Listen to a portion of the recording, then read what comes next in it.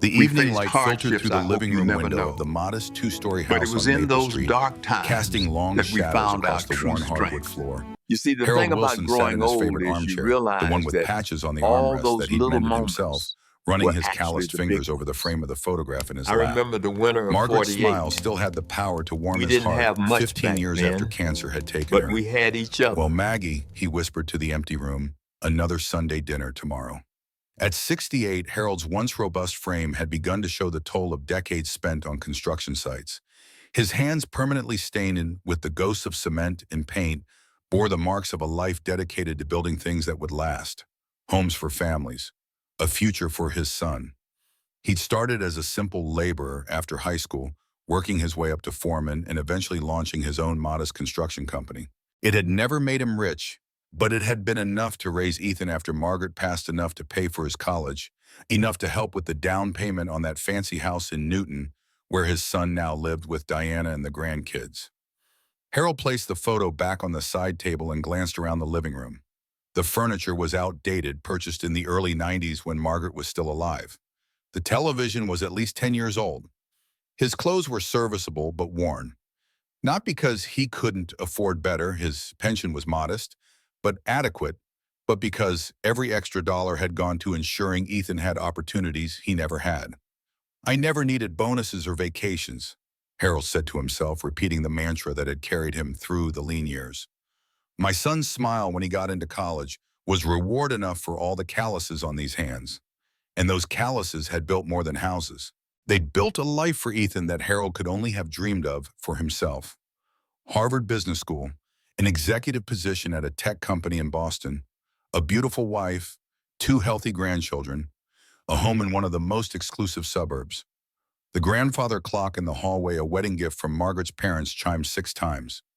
Harold rose slowly, his knees protesting after a day spent in the garden. Sunday dinner at Ethan's was at 7. He needed to shower and change into his good clothes, the ones he kept pressed and ready in the closet specifically for these weekly visits. The drive to Newton took 40 minutes. Harold's 15-year-old Ford pickup truck looked conspicuously out of place among the luxury vehicles lining Ethan's neighborhood. He parked at the curb rather than in the driveway, a habit he'd developed after Diana had once mentioned that his old clunker made the property look less prestigious. Ethan's house was impressive, a colonial revival with 4 bedrooms, 3.5 bathrooms, a 3-car garage, and a landscaped yard that was maintained weekly by professionals. At $1.2 million, it was more house than Ethan and Diana had initially been able to afford, but Harold had co-signed the mortgage and quietly helped with payments during the first 2 years when Ethan's salary hadn't quite caught up with his ambitions. Harold rang the doorbell, holding a small potted plant he'd grown himself. Diana answered, her smile tightening almost imperceptibly at the sight of him. "Harold, you're here," she said, accepting the plant with a polite nod. She was wearing designer jeans and a cashmere sweater that probably cost more than Harold's entire wardrobe. "Ethan's in his study finishing up some work emails. Come in." Harold stepped into the foyer, wiping his feet thoroughly on the welcome mat. The house smelled of expensive candles and the pot roast Diana's housekeeper had prepared earlier that day.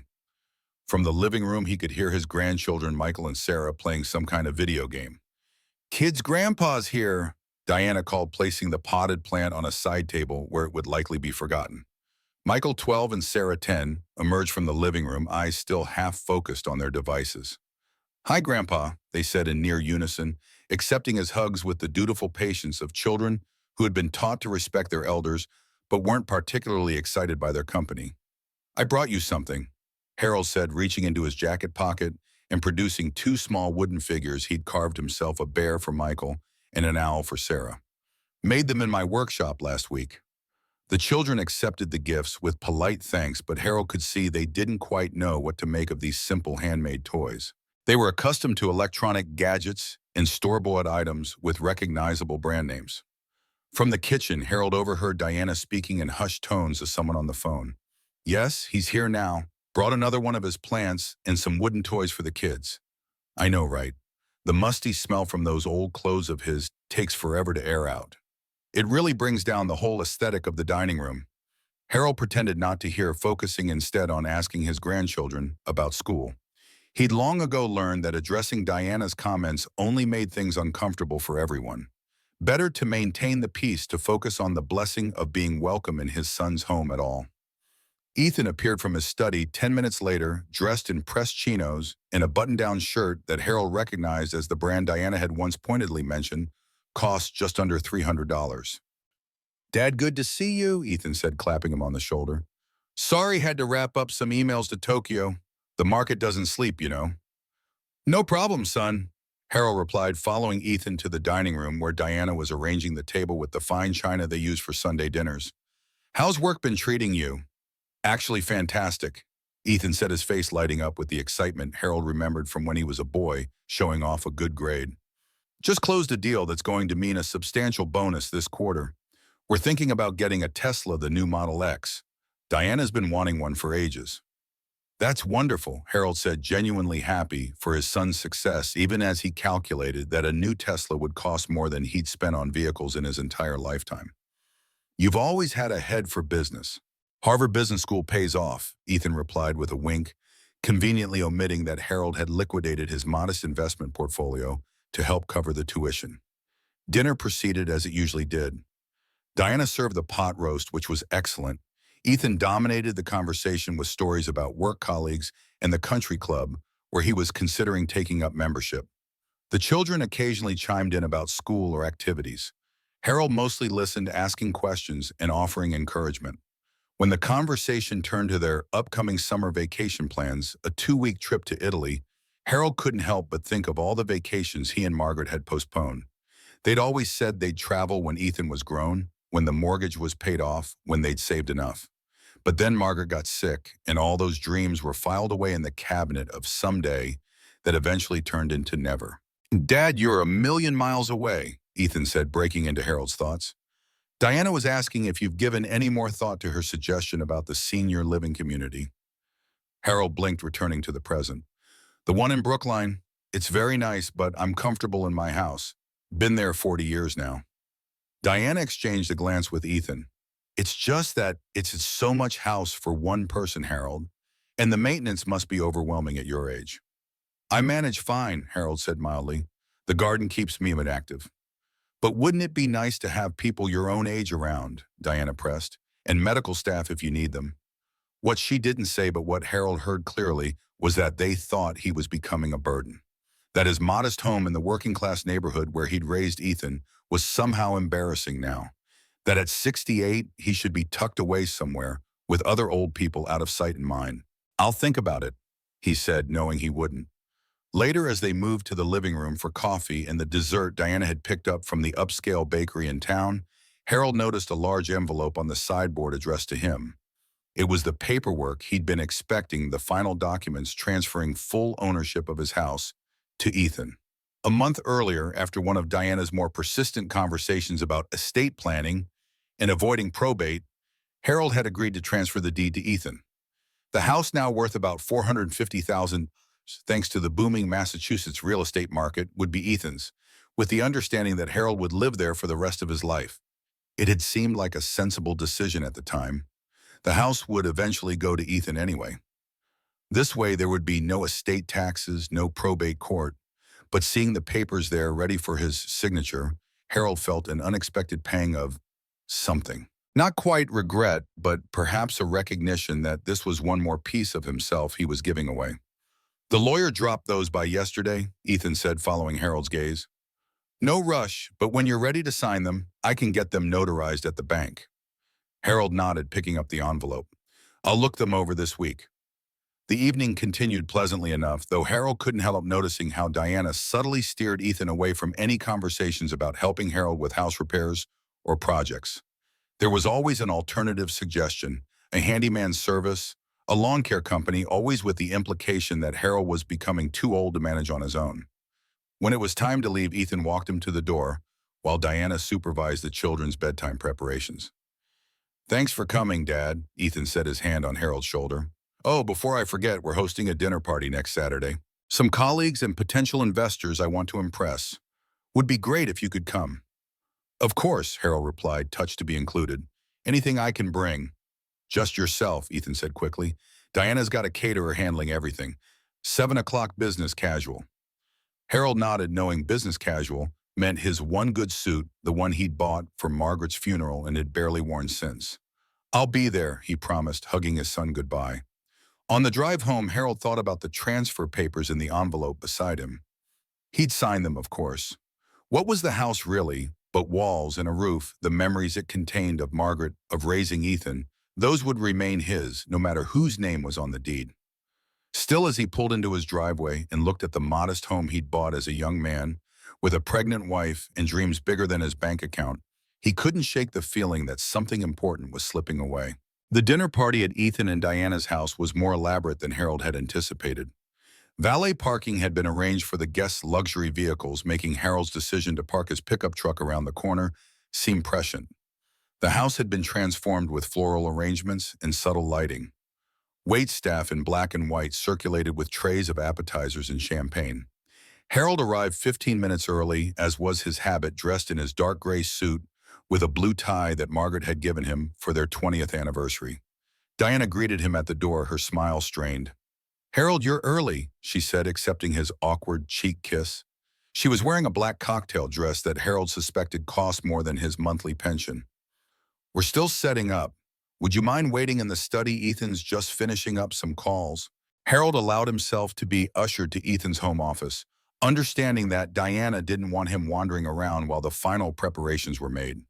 The study was impressively appointed with leather furniture, built-in bookshelves, and a desk that looked like it had been carved from a single piece of mahogany.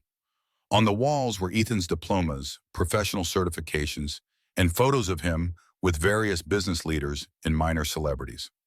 Notably absent were any photos of Harold or of Margaret. Ethan's laptop was open on the desk, the screen showing an email from Vanguard Investments. Harold wasn't intentionally snooping, but the subject line caught his eye. Quarterly statement, joint account number 7729. It was the joint account Harold had opened with Ethan years ago when he'd been helping with the mortgage.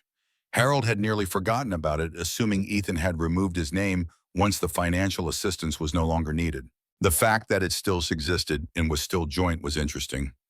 Ethan entered the study, cutting short Harold's thoughts. "Dad, you made it," he said, closing the laptop as he approached. "Thanks for coming. Tonight's really important. We've got the CEO and several board members attending, plus some potential investors from Singapore." "Sounds like a big night," Harold said. "How can I help?" Ethan hesitated, choosing his words carefully. "Just be yourself, but maybe keep the construction stories to a minimum. These are sophisticated people and we want them to feel like they're in good company." Harold nodded, understanding perfectly what Ethan was asking. "Don't embarrass us with stories about working with your hands. Don't remind everyone that your son comes from humble beginnings. Be present, but not too present." "I'll let Diana handle the conversation," Harold assured him. The guests began arriving at 7, a parade of expensive suits and designer dresses. Harold was introduced simply as Ethan's father, with no mention of his career or accomplishments. He noticed he was seated at the far end of the table away from Ethan, and the important guest next to an elderly woman who turned out to be the retired mother of one of the board members. The conversation around them flowed freely, fueled by excellent wine and the shared language of wealth and privilege. Harold listened more than he spoke, finding little to contribute to discussions about recent trips to Bali, the challenges of finding good household staff, or the performance of various hedge funds. "It's a constant struggle," said a man Harold had been introduced to as the CFO of Ethan's company. "My parents are in their 70s and refusing to move into assisted living. They insist on staying in that drafty old house in Vermont where I grew up." Several guests nodded sympathetically. "We finally convinced my father to move to Palm Greens," said a woman in a red dress. "He fought it for years, but now he loves it. Plays golf every day, has lady friends for dinner." She laughed, a tinkling sound that somehow managed to be both amused and condescending. "Best decision we ever made for him, even if he didn't know it at the time." "That's the thing about that generation," said another man, gesturing with his wineglass. "They don't always know what's good for them. Sometimes you have to take matters into your own hands." Harold took a sip of water, noting how they discussed their parents as if they were children, incapable of making their own decisions. He wondered if Ethan and Diana had similar conversations about him when he wasn't present. "We're still working on convincing my dad to move to Brookline Estates," Ethan said, glancing down the table at Harold with what might have been apology, but looked more like embarrassment. "It's a process. Well, they can be stubborn, the CFO said. My advice, don't wait too long. The older they get, the harder it is to transition them. Harold felt a chill at the way they discussed transitioning their parents as if they were managing assets rather than human beings with lifetimes of experience and dignity. The dinner itself was exquisite, multiple courses of beautifully presented food that Harold could barely identify, let alone pronounce. He ate carefully, mindful of making any mistakes that might embarrass Ethan. Midway through the main course, as Harold was cutting a piece of what he thought might be duck, his knife slipped, sending a small splash of sauce onto the pristine white tablecloth. "Oh," he said immediately, dabbing at the spot with his napkin. "I'm sorry about that." Instead of the polite assurance he expected, Harold was met with an awkward silence. Diana's face tightened in obvious irritation while Ethan looked mortified. "Dad?" Ethan said, his voice strained with forced patience. "Why don't you let the staff handle that?" The woman in the red dress tittered behind her hand. "It's just like having children at the table again, isn't it? My father's the same way, can't take him anywhere without a bib." More laughter rippled around the table, and Harold felt his cheeks grow warm. He stopped dabbing at the stain and placed his napkin back in his lap, suddenly hyper-aware of every movement he made.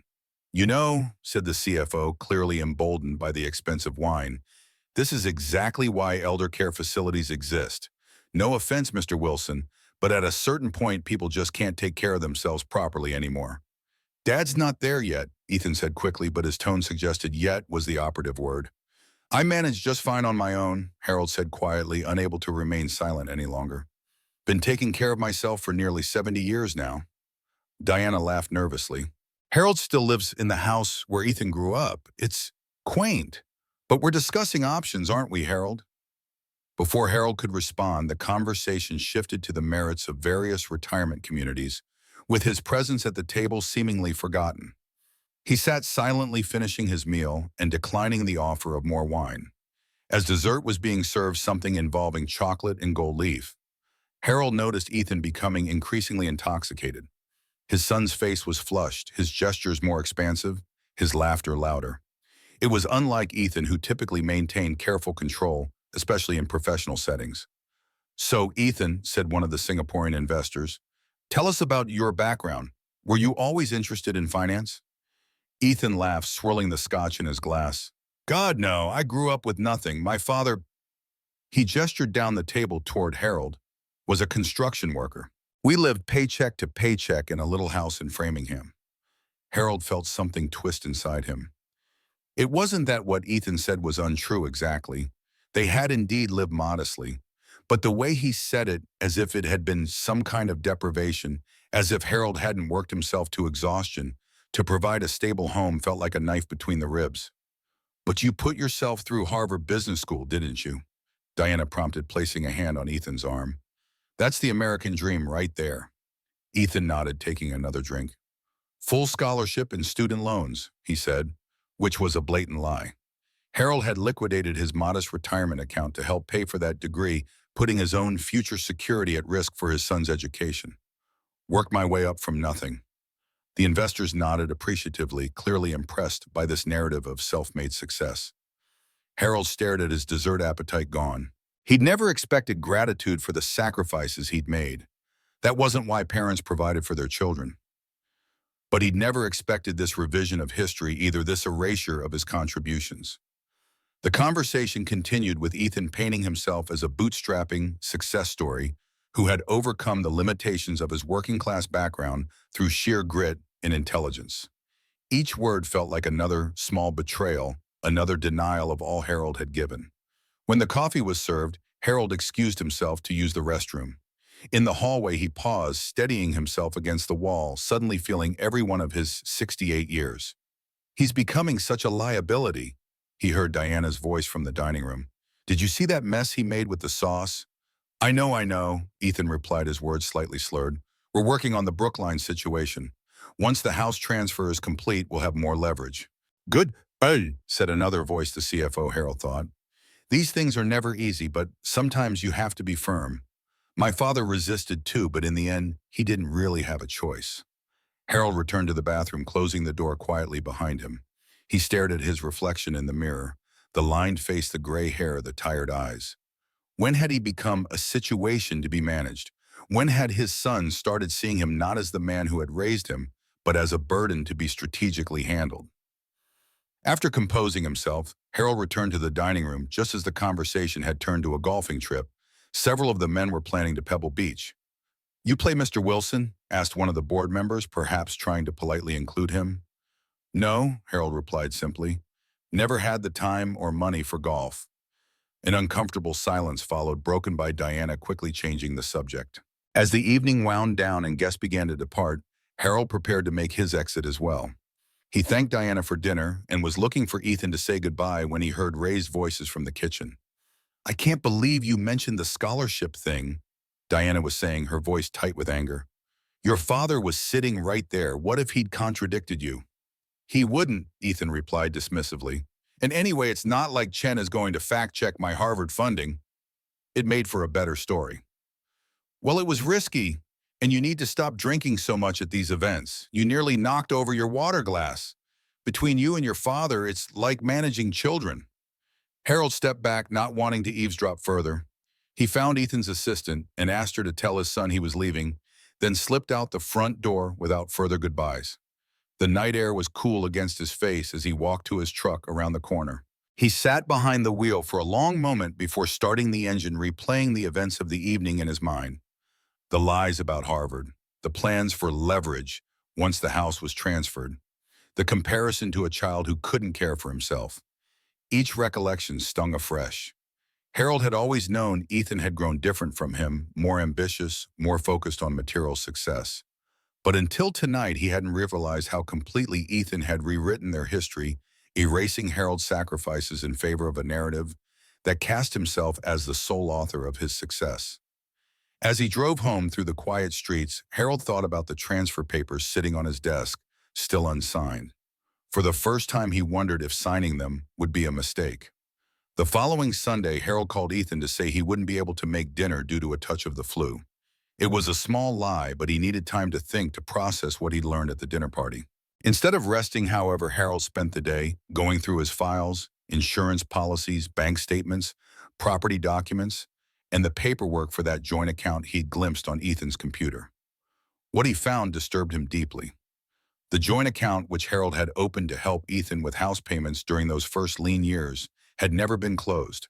Instead, Ethan had been using it for personal expenses, luxury vacations, Diana's Jewelry Country Club, memberships, all while Harold's name remained on the account, potentially making him liable for any issues that might arise.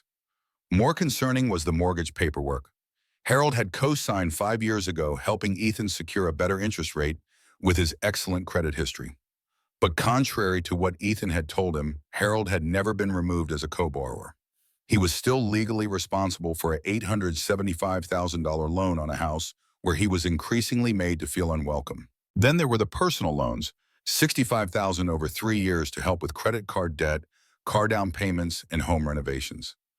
Loans that Ethan had promised to repay, but which had gradually been reframed as gifts in their conversations. Harold sat at his kitchen table, surrounded by papers that told a story very different from the one Ethan had presented to his colleagues.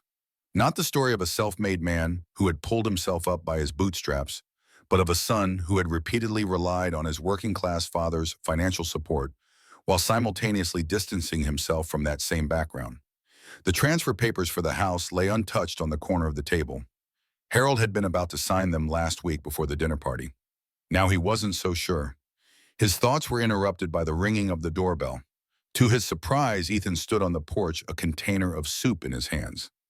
"Dad," he said, looking genuinely concerned, "Diana said I should check on you. Real flu can be dangerous at your age." Harold felt a flicker of warmth at his son's apparent concern, quickly tempered by the realization that Ethan might be there more about the transfer papers than his well-being. "Thanks, son," he said, stepping back to let Ethan in. "I'm feeling better already. Just needed a quiet day." Ethan's eyes immediately went to the papers spread across the kitchen table. His expression shifted subtly. "Doing some organizing." "Just reviewing my financial situation," Harold said mildly. "At my age, it's good to have everything in order." Ethan nodded, placing the soup on the counter. "Speaking of which, did you get a chance to look over those transfer papers?" "The lawyer's been asking." And there it was, the real reason for the visit. Not concern for Harold's health, but concern for the property transaction. I've been reviewing them, Harold said. Actually, I've been reviewing a lot of paperwork, including our joint account at Vanguard and the mortgage on your house. Ethan's face paled slightly. Oh, any reason in particular? Just making sure everything's as it should be, Harold replied, watching his son carefully. I was surprised to see the joint account is still active and that I'm still on the mortgage. Ethan laughed, but it sounded forced. Just administrative oversight. I meant to take care of that ages ago. You know how it is with paperwork, it's always at the bottom of the to-do list. Seems like an important thing to overlook, Harold observed, especially for a financial executive. The atmosphere in the kitchen had shifted, tension crackling between them like static electricity. Look, Dad, Ethan said, his voice taking on the patient tone he often used when explaining something he deemed beyond Harold's comprehension. It's just been convenient to keep things as they are. But if you're worried, I can take care of it this week. Harold nodded, saying nothing. So about those transfer papers, Ethan prompted again. I'm still thinking about it, Harold said. No rush, right? It's not like I'm planning to go anywhere anytime soon. Something flashed in Ethan's eyes, frustration, perhaps, or calculation. Of course not, but it would be good to get it done for estate planning purposes. I understand, Harold said, though he was beginning to understand far more than Ethan realized. I'll let you know when I've made a decision. Ethan left shortly after the soup container, still sitting untouched on the counter. Harold watched from the window as his son's BMW pulled away the expensive car, a stark contrast to the modest neighborhood where he'd been raised. For the first time, Harold wondered if Ethan's insistence on the house transfer had less to do with estate planning and more to do with securing an asset he already considered his own. The following week passed quietly. Harold begged off Sunday dinner again, citing lingering fatigue from his flu. Instead, he spent the time continuing his financial audit, discovering more disturbing patterns in how Ethan had leveraged their relationship for financial gain, while simultaneously distancing himself socially and emotionally. The next Saturday, however, brought another dinner invitation, this one impossible to decline. Michael's 12th birthday was being celebrated with a family dinner, and Harold's absence would be too conspicuous. The party was smaller than the business dinner, but no less elaborate. Diana had arranged for a professional chef to prepare Michael's favorite foods, and the dining room had been decorated with what appeared to be professionally designed sports-themed decor. Harold brought a gift he'd made himself, a hand-carved chess set with pieces designed to represent Michael's favorite fantasy characters from the books he enjoyed. It had taken Harold months of evening work, each piece crafted with painstaking attention to detail. When Michael opened it, his initial reaction was polite confusion. Thanks, Grandpa, he said, examining one of the pieces. It's really detailed. I can teach you to play, Harold offered. It's a game that requires strategy and thinking ahead. Michael already has chess on his iPad, Dana interjected smoothly. But this is very rustic. We could put it on display in the game room. Harold nodded, trying not to show his disappointment. He'd hoped the gift might create a connection, a reason for Michael to spend time with him, learning the game. Instead, it had been relegated to a decorative curiosity, something to be looked at rather than used. The dinner proceeded with the usual pattern. Ethan dominated the conversation with stories about work. Diana managed the logistics of serving and hosting, and Harold observed from the periphery. The children were more animated than usual, excited by the birthday celebration, but Harold still felt the invisible wall that had seemed to separate him from the family his son had created. After dessert, as Diana was organizing the children for bed, despite their protests, Ethan pulled Harold aside in the study. Dad, he said, closing the door for privacy. I wanted to talk to you about something important. Harold nodded, taking a seat in one of the leather armchairs. What's on your mind, son? The house transfer, Ethan said, getting straight to the point. It's been 2 weeks and you still haven't signed the papers. Is there a problem? Harold considered his words carefully. I've been thinking about it a lot. And about other things, too. The joint account, the mortgage, the loans. Ethan's expression tightened. I told you those are administrative oversights. I'm planning to fix them. Are they, though? Harold asked quietly. Or is it convenient to keep my name on the accounts in the mortgage, to maintain access to my assets while keeping me at arm's length? What are you talking about? Ethan said, his voice rising slightly. I've never taken advantage of you. The $65,000 in loans that were never repaid, Harold said. The joint account you've been using for luxury purchases. The mortgage I'm still legally responsible for on a house where I'm made to feel like an embarrassing guest. Ethan's face flushed. That's not fair. We've always welcomed you here. Have you? Harold asked. At the dinner party, you told your colleagues you paid for Harvard on scholarships and loans. You didn't mention that I liquidated my retirement account to help you. You seated me at the far end of the table away from the important guests. Diana refers to me as Ethan's father rather than by name. You're being overly sensitive, Ethan said dismissively, and bringing up ancient history. So what if I simplified my Harvard story? It makes for better networking. It wasn't just simplified, Harold said. It was a lie that erased my contribution. Just like you've been erasing me from your life while still benefiting from my financial support. The study door opened and Diana looked in, her expression shifting from social smile to concern as she read the tension in the room. Everything okay in here? She asked. Fine, Ethan said tightly. Dad's just having some concerns about the house transfer. Diana's eyes narrowed slightly. What concerns, Harold? It's a straightforward transaction that benefits everyone. You get to stay in the house for life, and Ethan avoids probate later. It's simple estate planning.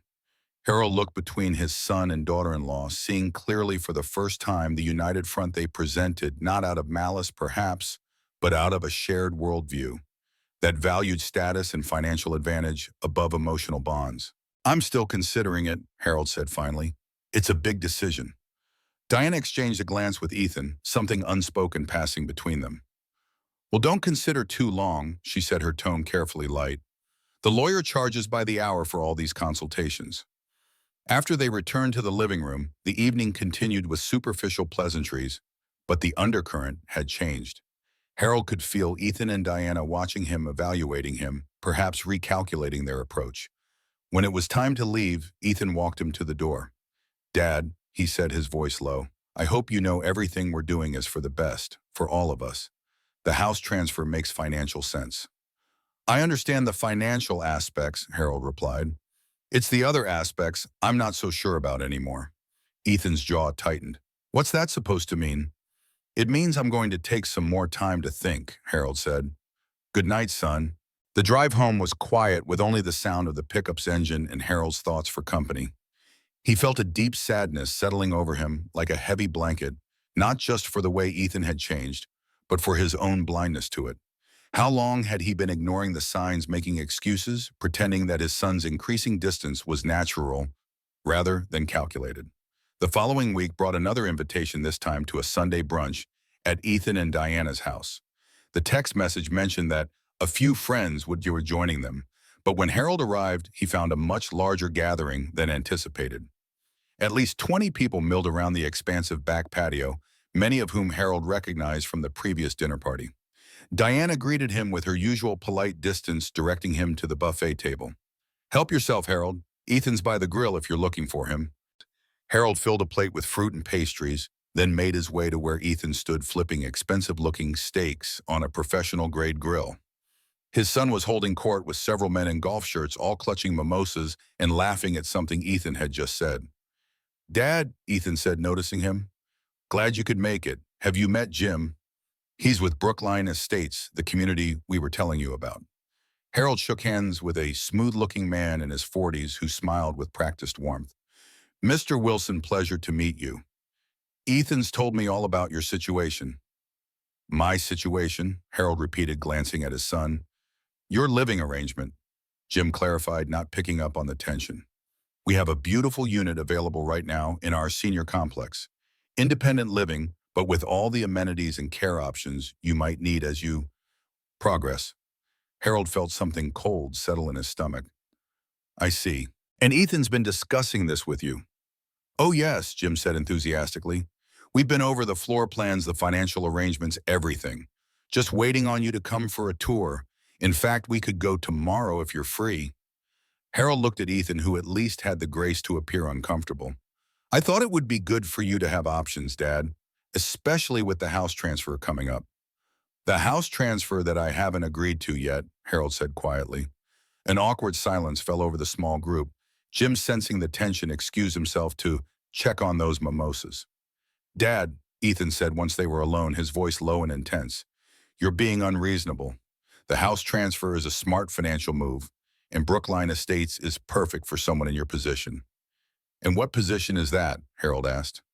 "You're getting older," Ethan said as if explaining something to a child. "The house is too much for you to maintain. You need to be around people who can help if something happens." "I'm 68, not 98, Harold replied, "and I've maintained that house for 40 years without issue." Ethan's expression hardened. "This isn't up for debate. The papers are ready. Jim's holding the unit for you, and Diana's already spoken with a real estate agent about listing the house once it's transferred." Harold stared at his son, genuinely shocked by the presumption. "You're planning to sell my house, the one I've lived in for 40 years, the one where your mother died?" "It makes financial sense," Ethan insisted. "The market's hot right now, and that neighborhood is finally gentrifying. We could get top dollar and use the proceeds to secure your spot at Brookline." "No," Harold said, the word falling between them like a stone. "I'm not signing the transfer. I'm not moving to Brookline Estates, and I'm not selling my home." Ethan's face flushed with anger. "Don't be stubborn, Dad. This isn't just about you. It's about what's best for the family." "The family," Harold repeated, "or what's best for you and Diana?" "What's that supposed to mean?" Ethan demanded. Before Harold could respond, Diana appeared at Ethan's side, her smile fixed in place but her eyes calculating. "Everything okay here? The Chens are asking about your investment strategy, Ethan." "Fine," Ethan said tersely. "Dad and I were just discussing his living situation." "Oh, good," Diana said, turning her attention to Harold. "Did Ethan tell you we've already reserved the deposit on the Brookline unit? It's really lovely, Harold. Much more appropriate for someone at your stage of life." Harold looked between them, seeing clearly the united front they presented. Not malicious, perhaps, but determined to arrange his life according to their convenience and financial benefit, with little regard for his wishes or dignity. "I should go," Harold said quietly. "Dad, don't be like that," Ethan said, his tone a mixture of exasperation and condescension. "We're just trying to help." "I'm not sure that's what this is," Harold replied. He set his barely touched plate on a nearby table. "Thank you for brunch. I'll see myself out." As Harold walked through the house toward the front door, he overheard Diana speaking to one of her friends. "Elderly parents can be so difficult. They just don't understand what's best for them." The drive home was a blur, Harold's thoughts racing as he processed what he'd just learned. Ethan and Diana weren't simply suggesting a senior community. They had already made arrangements, paid deposits, and planned to sell his house out from under him once the transfer was complete. It was a betrayal so complete that Harold couldn't quite grasp it all at once. The son he'd sacrificed everything for had been systematically planning to divest him of his autonomy, his home, and his dignity, all while maintaining the narrative that it was for his own good. When Harold arrived home, he sat in his truck for a long time, staring at the modest house he'd built a life in, the house where Margaret had died, the house where he'd raised Ethan from a colicky baby to a promising young man, the house that apparently his son now viewed as nothing more than an asset to be liquidated for financial gain. Inside, Harold moved through the familiar rooms, seeing them now through new eyes. The worn furniture that Diana found embarrassing. The family photos that documented a shared history Ethan seemed eager to revise. The workshop in the basement where he'd spent countless hours creating things with his hands. Toys for Ethan as a boy, furniture for their home, and most recently the chess set that would likely gather dust in some forgotten corner of his son's mansion. In his study, Harold sat at the desk and pulled out the house transfer papers he still hadn't signed. He read them carefully now, noting the clauses that would give Ethan full control of the property while allowing Harold to remain as essentially a tenant. There was nothing explicitly stating that Harold couldn't be moved elsewhere if Ethan deemed it necessary.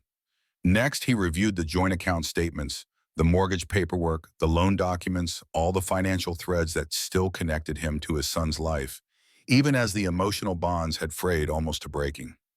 As the evening shadows lengthened across the room, Harold came to a decision. Not out of anger or a desire for revenge, but out of a clear-eyed recognition that the relationship he thought he had with his son no longer existed and perhaps never had, at least not in recent years. He would need to speak with a lawyer, his bank, maybe a financial advisor. He would need to sever the financial entanglements that Ethan had maintained while simultaneously pushing Harold to the periphery of his life. It wouldn't be about punishment. It would be about reclaiming his dignity, his autonomy, and whatever years he had left. The following Sunday, Harold didn't call to cancel dinner. He simply didn't show up. When Ethan texted, then called, Harold let the messages go to voicemail. He needed time to think, to plan, to decide on the right course of action.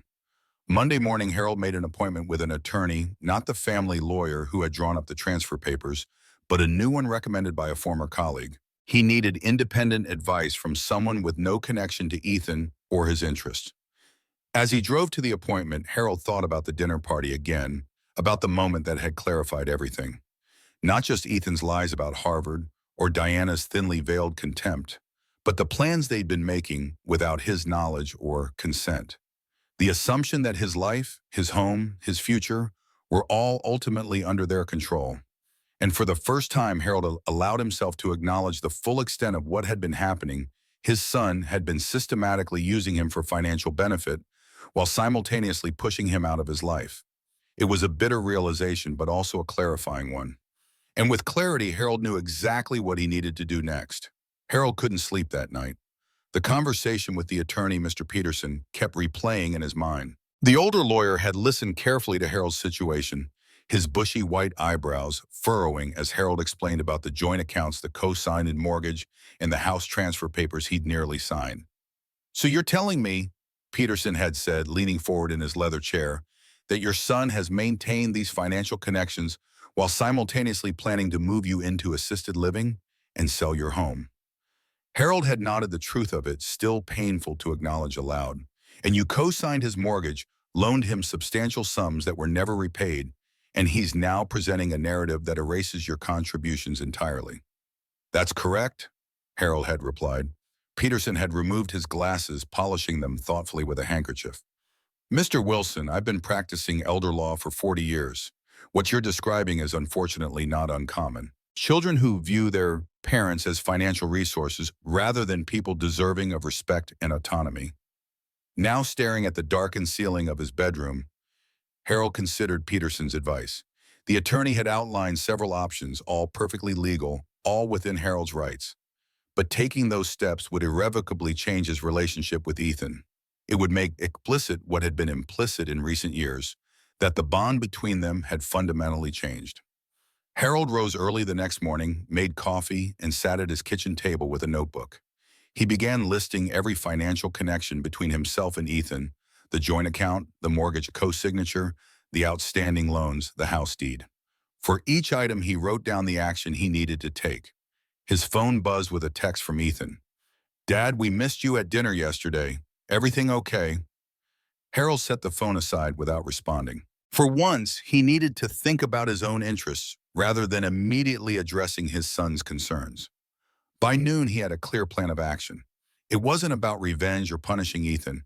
It was about reclaiming his autonomy and protecting himself from decisions others were trying to make for him. He would meet with the bank, update his will, and consult with the real estate agent, all before speaking with Ethan again. As Harold was preparing to leave for his first appointment, there was a knock at the door. He opened it to find Diana standing on his porch, her expression a careful mask of concern. "Harold," she said, "we've been worried. You didn't show up for dinner, and you're not answering Ethan's calls." "I needed some time to think," Harold replied, not inviting her in. Diana's eyes darted past him to the interior of the house. "Think about what is this about the Brookline Estates situation, because we're really trying to do what's best for you." "Are you?" Harold asked mildly. Something flashed in Diana's eyes, irritation perhaps, or calculation. "Of course we are. You're getting older, Harold. The house is too much for you, and frankly, we are concerned about your decision-making lately." "My decision-making," Harold repeated. "Yes," Diana said, her tone becoming more confident. "Ethan mentioned you've been reviewing financial documents, asking questions about accounts that have been set up for years. It's concerning behavior." Harold almost laughed at the absurdity of it. Reviewing his own financial information was now being framed as a sign of diminished capacity. "I appreciate your concern," he said, "but I'm perfectly capable of managing my affairs." "Well, that's debatable," Diana replied, her mask of concern slipping slightly. Ethan thinks it might be time for a more thorough evaluation of your situation, medically speaking. And there it was, the implied threat that if Harold didn't comply with their plans, they might seek to have him declared incompetent. The realization sent a chill through him. "I have an appointment," he said, reaching for his coat. "We can discuss this another time." Diana's eyes narrowed. "The house transfer papers, Harold. They need to be signed this week." The lawyer's getting impatient. "I'm still reviewing them," Harold said, locking his door. "There's nothing to review," Diana said, her voice rising slightly. "It's a standard arrangement. You stay in the house, Ethan gets the deed. Simple." "And then what?" Harold asked, turning to face her fully.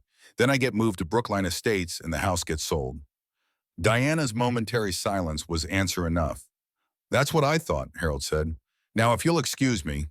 He walked past her to his truck, feeling her eyes boring into his back. As he pulled away, he saw her in the rearview mirror, already on her phone, undoubtedly calling Ethan.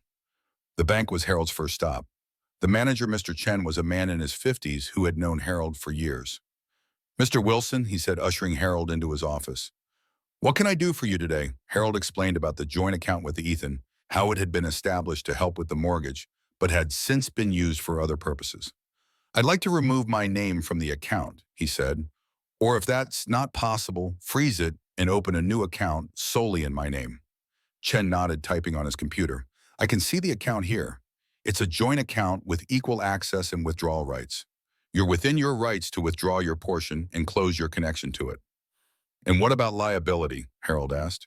"If there are debts or overdrafts associated with the account." "As a joint holder, you're jointly responsible," Chen confirmed. "Which is why separating yourself is a prudent move if you're concerned."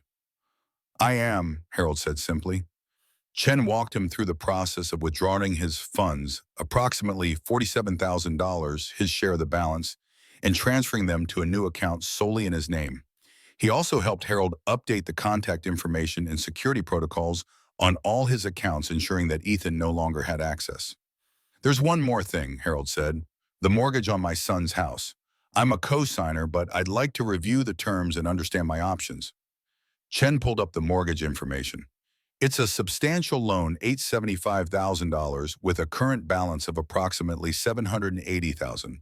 As co-signer, you're equally responsible for the payments." "And if I wanted to remove myself as co-signer," Chen's expression turned grave. "That's more complicated. The lender approved the mortgage based partly on your credit history and income.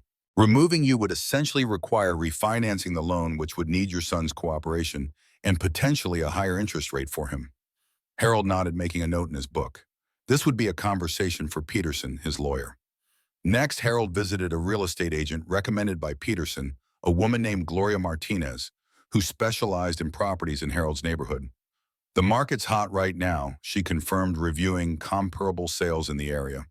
"Your home with its sheet-and-a-half-acre lot would likely list around $520,000 to $540,000 in the current market." "And if I wanted to sell quickly," Harold asked, "we could price it aggressively at $495,000 and likely have multiple offers within days," Martinez said. "But may I ask why the rush waiting for spring could potentially net you an additional 5 to 10%? Harold explained his situation in broad terms, his need to make decisions about his property before others made them for him. "I see," Martinez said, her expression softening with understanding. "In that case, I'd recommend we start the process immediately.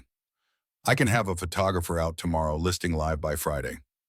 Harold thanked her and signed the listing agreement, specifying that the information was to be kept confidential until the listing went public. He didn't want Ethan or Diana finding out prematurely. By late afternoon, Harold had accomplished everything on his list for the day.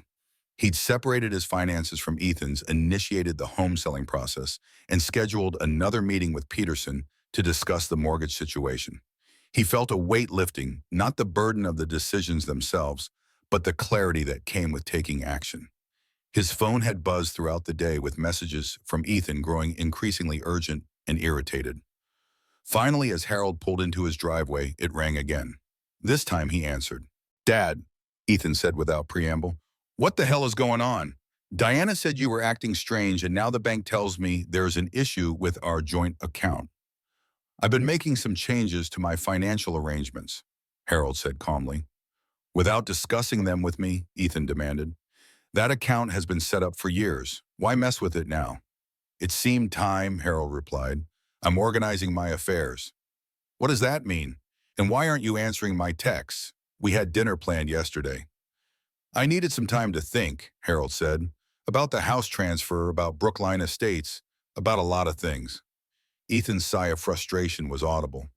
Dad, we've been over this. The house transfer is simple estate planning, and Brookline is a fantastic facility, much better than you rattling around alone in that old house. My old house that you've already made plans to sell, Harold said. A telling pause. Who told you that? Diana mentioned your conversations with a real estate agent, Harold said, about listing the house once the transfer was complete. That was theoretical, Ethan backpedaled. Long-term planning. It didn't sound theoretical, Harold countered. It sounded quite advanced. Look, Ethan said, his tone shifting to one of forced patience. Why don't we discuss this over dinner tomorrow night? Just you, me, and Diana. We can clear the air. Harold considered declining, but perhaps it was better to have this conversation directly. All right, what time? 7, Ethan said, sounding relieved. And Dad, bring those transfer papers. Let's get this settled once and for all. After hanging up, Harold sat in his truck for a long moment. Tomorrow's dinner would be difficult, but necessary. It would be the first time he'd confront Ethan directly about what he'd discovered, about the plans being made, without his input about the systematic financial entanglement that benefited Ethan while undermining Harold's autonomy. But first, there was one more thing he needed to do. Harold drove to a locksmith in town and arranged to have all the locks on his house changed the following morning. If things went poorly at dinner, he wanted to ensure his home remained secure. The next evening, Harold arrived at Ethan and Diana's house precisely at 7, dressed in his good suit, but without the house transfer papers. The atmosphere was tense from the moment he walked in, with Diana's smile not reaching her eyes, and Ethan watching him with barely concealed impatience. Dad, Ethan said after cursory greetings, where are the transfer papers? I didn't bring them, Harold replied, taking a seat in the living room. I've decided not to sign them. Ethan and Diana exchanged glances. That's not really an option at this point, Diana said, her voice tight. We've already made arrangements based on the transfer proceeding. Arrangements I wasn't consulted about, Harold pointed out. Because they're for your benefit, Ethan said, pouring himself a scotch without offering one to Harold. You're being stubborn about this, and frankly, it's concerning. What's concerning, Harold countered, is discovering that my son and daughter-in-law have been making plans to sell my home and move me into a facility without my knowledge or consent. It's not like that, Ethan protested, though his eyes slid away from Harold's direct gaze. It's exactly like that, Harold said. You've arranged a unit at Brookline Estates, spoken with real estate agents about listing my house, and tried to pressure me into signing away my property rights, all while maintaining financial entanglements that benefit you and potentially put me at risk.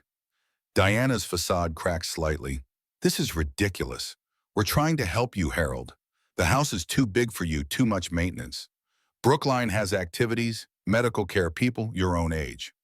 I don't want or need those things, Harold said firmly. I'm comfortable in my home.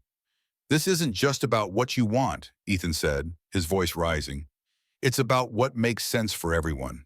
The house is a valuable asset that's just sitting there depreciating while you rattle around in it alone. And there it was, the truth behind all the concern and planning. The house wasn't seen as Harold's home of 40 years, the place where he'd raised his family and built his life. It was an asset that wasn't being properly leveraged for financial gain. The house is mine, Harold said quietly. Not yours, not Diana's, not an asset to be liquidated, mine. Ethan drained his scotch and poured another larger one. Actually, that's debatable. I've been paying the property taxes for the past 3 years. I've paid for repairs, maintenance, a new roof. I have a substantial financial interest in that property.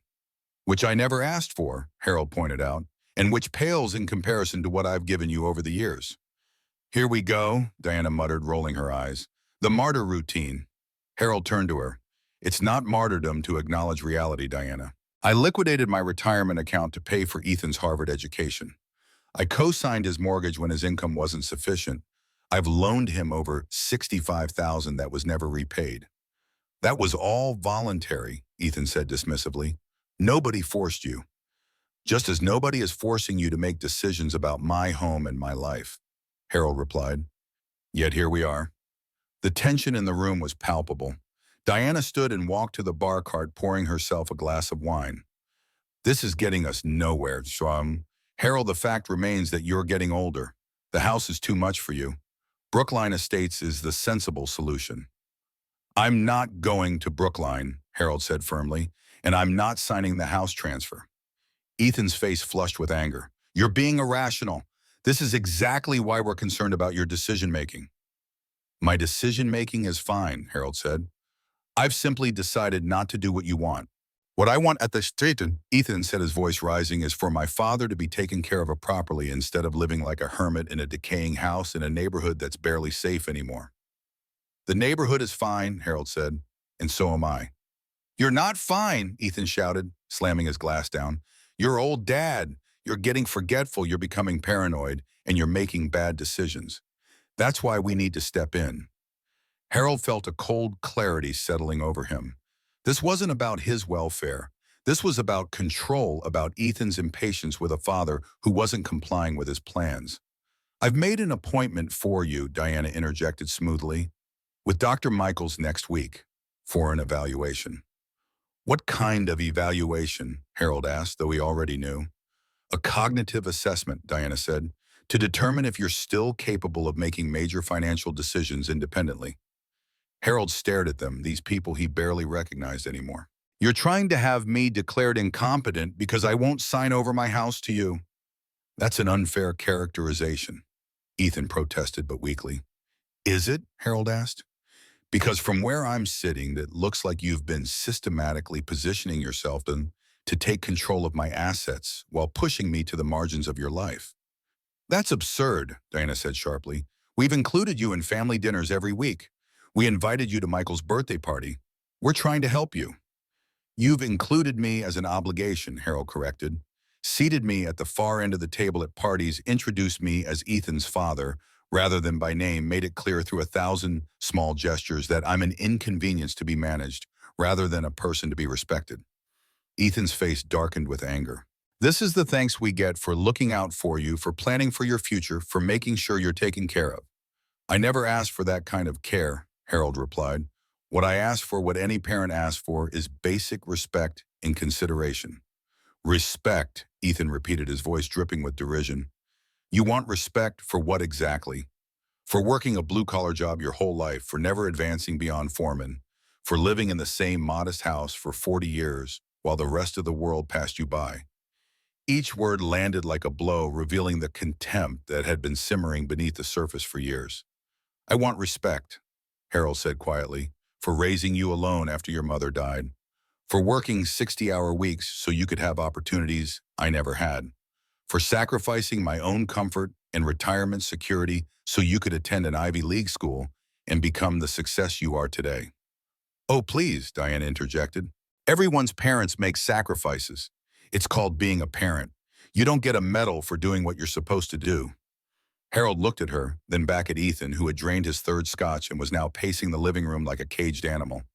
You're right, Diana, Harold conceded. Parents don't deserve special recognition for doing their job. But they do deserve basic dignity in their old age and the right to make their own choices about how and where they live. Not if those choices are bad ones, Ethan snapped. And who decides what's bad, Harold asked. You, because it seems like any choice that doesn't align with your financial interests is automatically deemed bad or a sign of diminished capacity. Ethan stopped pacing and turned to face Harold, his expression twisted with anger. You know what? This conversation is pointless. You've clearly made up your mind to be difficult. I've made up my mind to maintain my independence, Harold corrected. Independence, Ethan scoffed. Is that what you call it? Living alone in that outdated house, wearing the same clothes for decades, driving that embarrassing truck. Yes, Harold said simply. That's exactly what I call it. Making my own choices based on my own values rather than what others think I should want or have. Your values, Diana said with a dismissive wave, are from another era. Things change, Harold. People evolve, except you apparently. Harold studied them both, his son flushed with alcohol and anger, his daughter-in-law cold and calculating. These were not people who had his best interests at heart. These were people who saw him as an obstacle to their plans, a problem to be managed. "I think I should go," Harold said, rising from his seat. "Sit down, Dad," Ethan ordered. "We haven't resolved anything yet." "I've resolved what I needed to," Harold replied. "I won't be signing the transfer papers. I won't be moving to Brookline Estates. And I won't be attending any evaluation with Dr. Michaels." "You don't have a choice," Ethan said, stepping closer, his voice low and threatening. "If you won't cooperate, we'll have to take more formal steps." "Are you threatening to have me declared incompetent because I won't give you my house?" Harold asked, wanting to hear him say it directly. Ethan's jaw clenched. "I'm saying that your behavior lately suggests diminished capacity, and as your son, I have a responsibility to ensure you're protected even from yourself." Harold felt a profound sadness washing over him. This man, this stranger wearing his son's face, was prepared to strip him of his legal rights in order to gain control of his property. What had happened to the boy he had raised, the child who had once looked at him with love and admiration? "I'm leaving now," Harold said, moving toward the door. Ethan blocked his path. "The transfer papers, Dad. This would all be so much simpler if you just signed them." "No," Harold said firmly. What happened next occurred so quickly that Harold barely had time to register it. Ethan's face contorted with rage. He leaned forward across the short distance between them and spat directly into Harold's face. The room fell into shocked silence. A drop of spittle slid down Harold's cheek toward his collar. Diana gasped softly, but not in horror. There was a note of surprised amusement in the sound. "You're old," Ethan said, his voice shaking with anger. "You're weak, you're worthless, and you're standing in my way." Harold slowly, deliberately removed his handkerchief from his pocket and wiped his face. He said nothing, but something in his eyes must have registered with Ethan, who took a half step backward. "Dad," Ethan began, perhaps realizing he'd crossed a line that couldn't be uncrossed. "Don't," Harold said quietly, pocketing the handkerchief. "Don't say another word." He moved past Ethan toward the door. Diana remained frozen by the bar cart, her wineglass halfway to her lips. "This isn't over," Ethan called after him, his voice a mixture of anger and something that might have been fear. "You can't just walk away from this." But Harold could and did. He walked out the front door, closed it behind him, and made his way to his truck. His hands were steady as he inserted the key into the ignition. His breathing was calm. To an observer, he might have appeared unaffected by what had just transpired. Inside, however, something fundamental had shifted. The moment Ethan's spittle had landed on his face, Harold had crossed a threshold. The man who had driven to Ethan's house that evening, the father still hoping for reconciliation, still making excuses for his son's behavior, that man was gone. In his place was someone colder, clearer, more resolute. As he drove home, Harold realized that what he felt wasn't anger. It was a kind of clarity, painful but necessary. His son, the boy he had raised and sacrificed for, was gone. The man who had taken his place viewed Harold not as a father to be loved and respected, but as an obstacle to be removed, an asset to be acquired, a problem to be managed. The realization didn't break him. It hardened him. When Harold arrived home, he didn't go inside immediately. Instead, he sat in his truck staring at the modest house he'd owned for 4 decades. The house where he'd brought Margaret as a bride, where they'd raised Ethan, where he'd mourned her passing. It wasn't just walls and a roof, it was the physical embodiment of his life's work and memories. And his son wanted to sell it out from under him, to convert it from a home into Kishanish. Harold finally went inside, his movements deliberate and calm. In the kitchen, he washed his face thoroughly, scrubbing away any lingering trace of Ethan's saliva.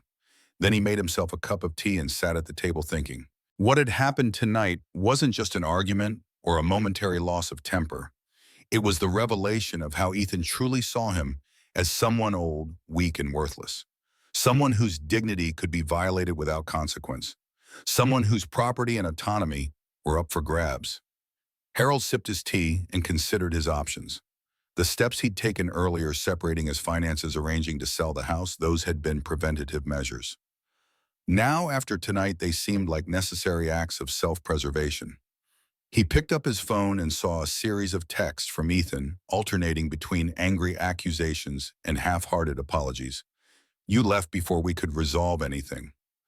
I shouldn't have lost my temper, but you're being unreasonable.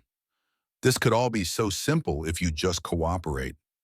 I'm sorry about what happened, but you pushed me too far.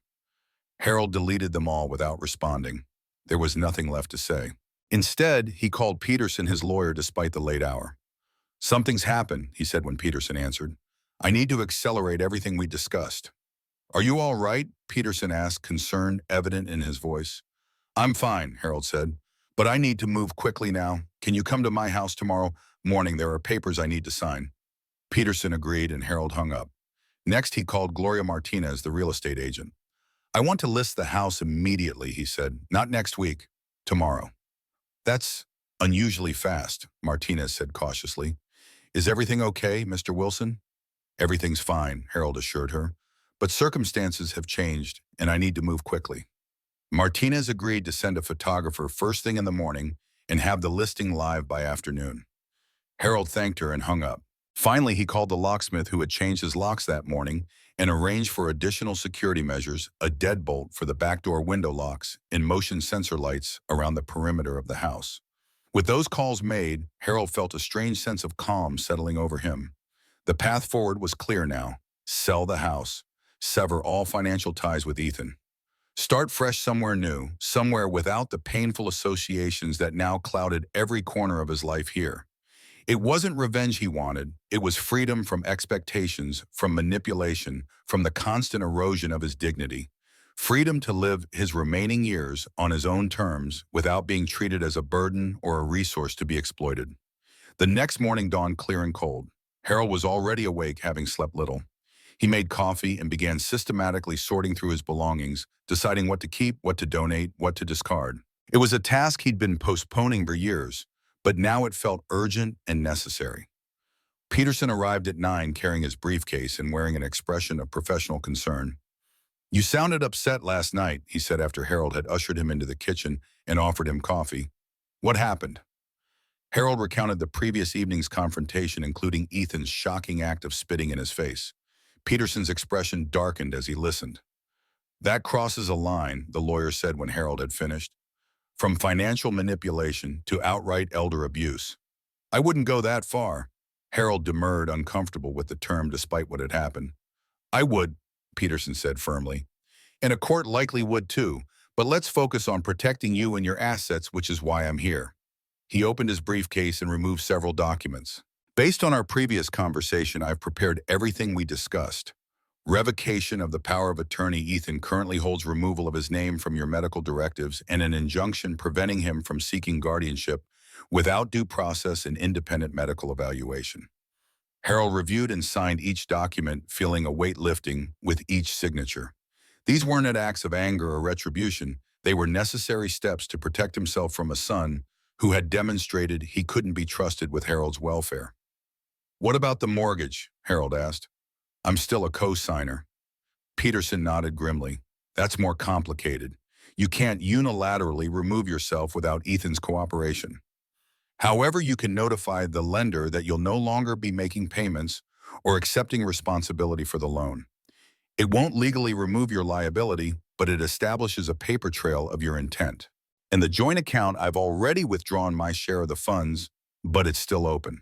I'll send a formal letter today and instructing the bank to freeze the account and prevent any further transactions without dual authorization. Peterson said, it's not perfect, but it provides some protection. By the time Peterson left, Harold had signed over a dozen documents, each one another step toward disentangling himself from Ethan's financial web. It was both liberating and deeply sad, the legal dissolution of a relationship that had already broken on an emotional level. The real estate photographer arrived shortly after capturing images of the house Harold had maintained so carefully over the decades. Martinez followed, bringing paperwork for the listing and discussing strategy. Given the market and your desire for a quick sale, I recommend listing at $495,000, she advised. It's slightly below market value, but it should generate immediate interest and potentially multiple offers. Harold agreed, signing the listing agreement and additional disclosures. The house would officially go on the market the following morning. As Martinez was leaving, a car pulled into the driveway, Ethan's BMW. Harold thanked Martinez for her help and saw her out the front door, nodding politely as she passed Ethan on the walkway. Dad, Ethan said, his expression a carefully arranged mask of contrition. We need to talk about last night. I don't think there's anything to discuss, Harold replied, not inviting him in. Ethan noticed the locksmith's van parked across the street where the technician was gathering tools for the additional security installations. His eyes narrowed. You changed the locks. Yes, Harold said simply. That's ridiculous, Ethan sputtered. I have a key to this house. I've always had a key. Not anymore, Harold said. Who was that woman leaving just now? Ethan demanded, changing tactics. The one with the portfolio case. A business associate, Harold said. Ethan's expression darkened. What are you up to, Dad? If this is some kind of retaliation for last night. It's not retaliation, Harold interrupted. It's self-preservation. Self-preservation, Ethan repeated incredulously. From what your own family, the people trying to help you. From the man who spat in my face when I refused to sign over my house to him, Harold said quietly. Ethan had the grace to look momentarily ashamed, but it quickly passed. I lost my temper. It was wrong and I'm sorry, but you're still not thinking clearly about your situation. My situation is that I'm a competent adult making decisions about my own property and life, Harold said. Decisions you don't get to make for me. Ethan's jaw tightened. We'll see about that. Diana's already spoken with Dr. Michaels. The evaluation is scheduled for next week.